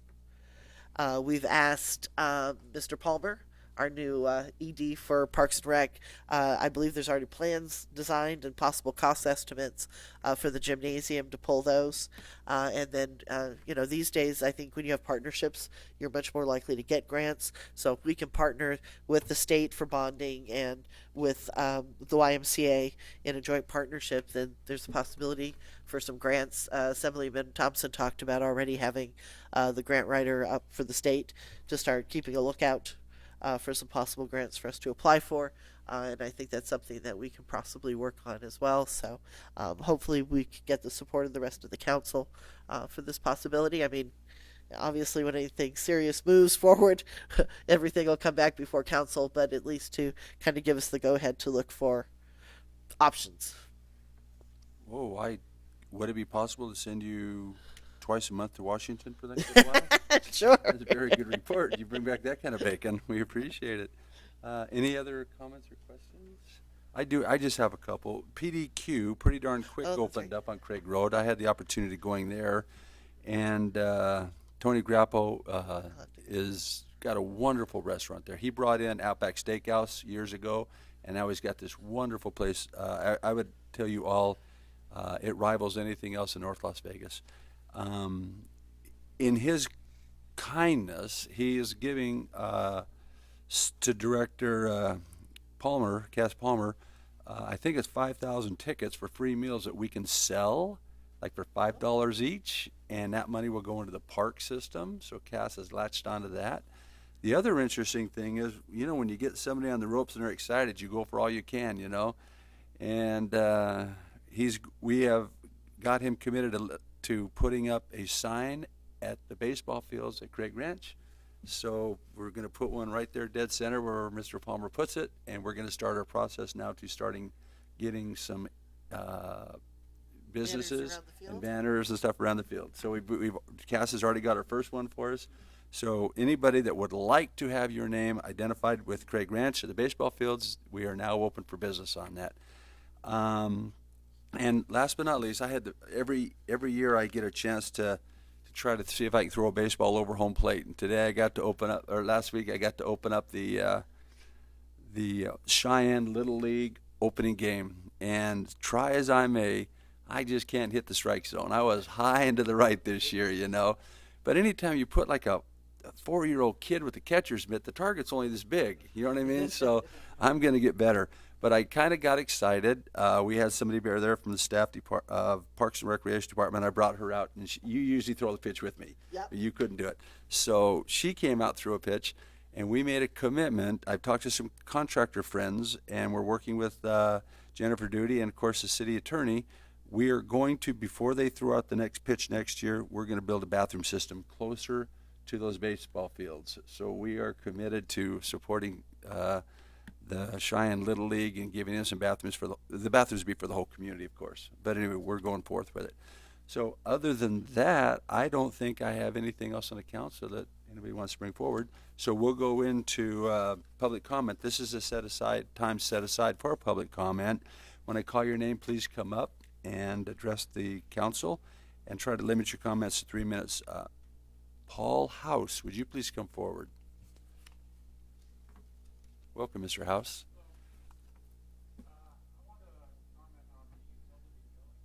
Okay.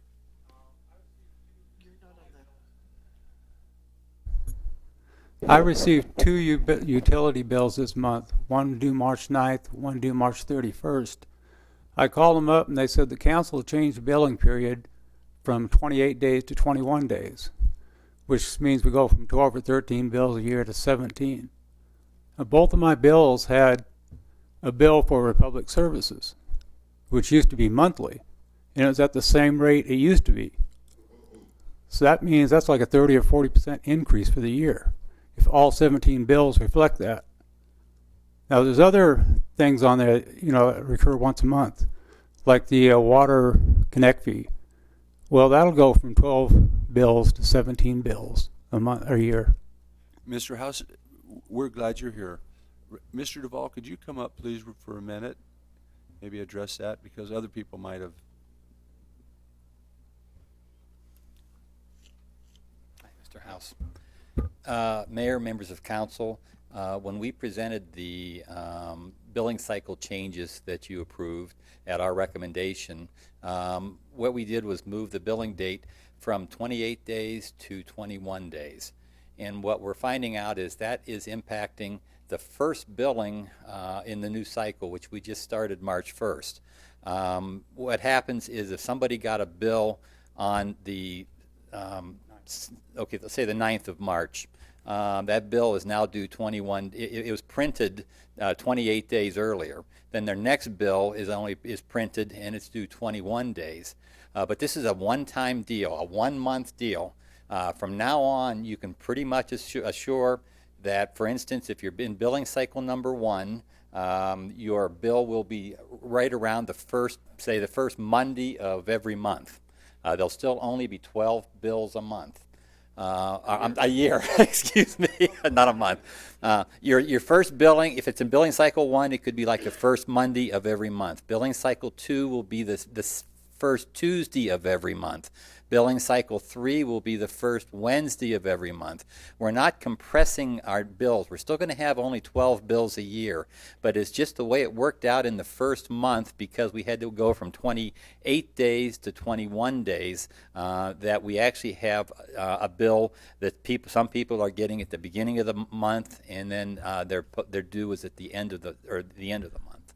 So the 28 day if I'm month, understanding you, we didn't change it to 21 days for every. No. We just did it for the one so that you could start the program, and then they go back to the 28 days, so you only get correct. 1 bill a month. And we did send out inserts in our water bills, but we are still getting quite a few calls on this. I will admit that. And it is, and hopefully once we get through this first month, everybody will then realize that we're still only getting 1 bill a month. So he should only expect 12 bills this Yes, month. sir. Yes, Mayor. No, this 12 year. bills This this year. year. I brought you into that. Yeah, thank you. Mr. House, if you would like a little more clarification on that, we can have. Well, I would like to comment. Okay. When would my next bill be then? In April? Your bill, the bill that's due today, or when is your bill due now? 31st It's March. due 31st of March, so it'll be due pretty close to the same period, 30th of April, in that general area. Let me keep you guys go over there. Would that be okay? But that's a good question. I appreciate you coming, Mr. House. Okay. But it's still only 12 bills a year. Yeah, that's what I want him to be assured of. Thank you. Mr. Bob Astle. Actually, it's Rob Astle. Rob. Pardon me, my glasses. Right, You're right, no Rob. problem. And you said the last name really well. I always tell people think Castle and drop the C off. Astle, Anyways, I like the motto, North Las Vegas, your community of choice. I really bought into that. And let me tell you a little bit about me. My name, actually, I've been writing a blog called The Village Idiot of Las Vegas. I don't know if you guys are familiar with blogs. It's a reality blog. And for about the last 3 years, it kind of details the comings and goings of what goes on. I'm having a lot of fun with it. Well, I moved down to North Las Vegas 6 months ago or so. And, well, ever since I moved down here, I got to admit, let me back up a little. I was in Southwest Las Vegas, and, I know everybody thinks that's the place to be. I don't really think that moving down here. I walk around the streets. I get a sense of community.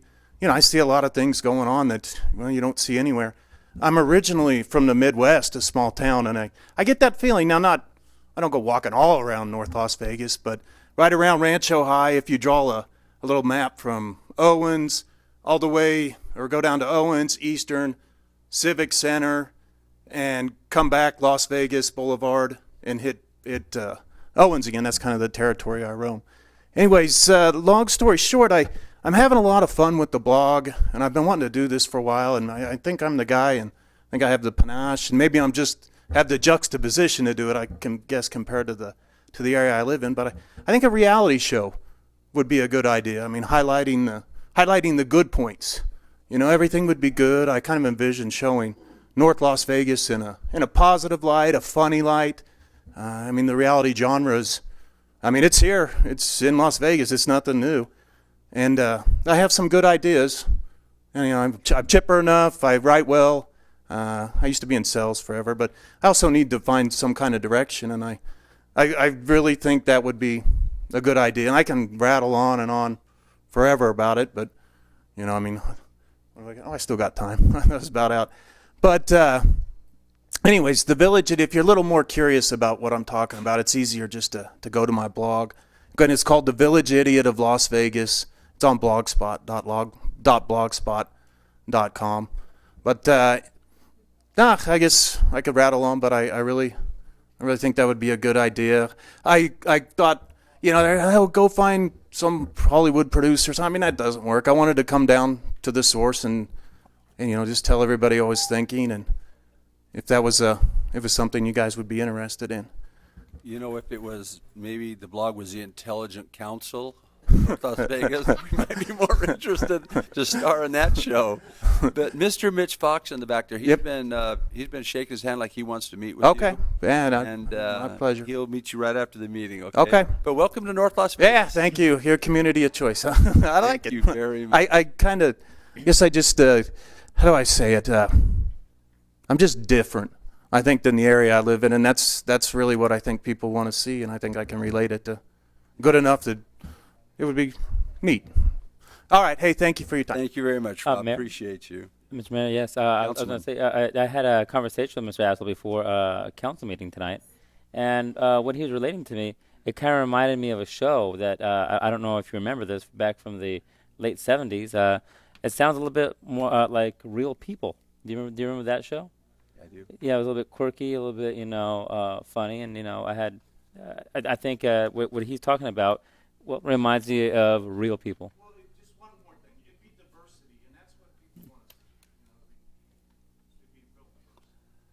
Thank you very much. Is there anybody else that'd like to address the City Council at this time? Seeing none, we will close the public hearing. This meeting is adjourned.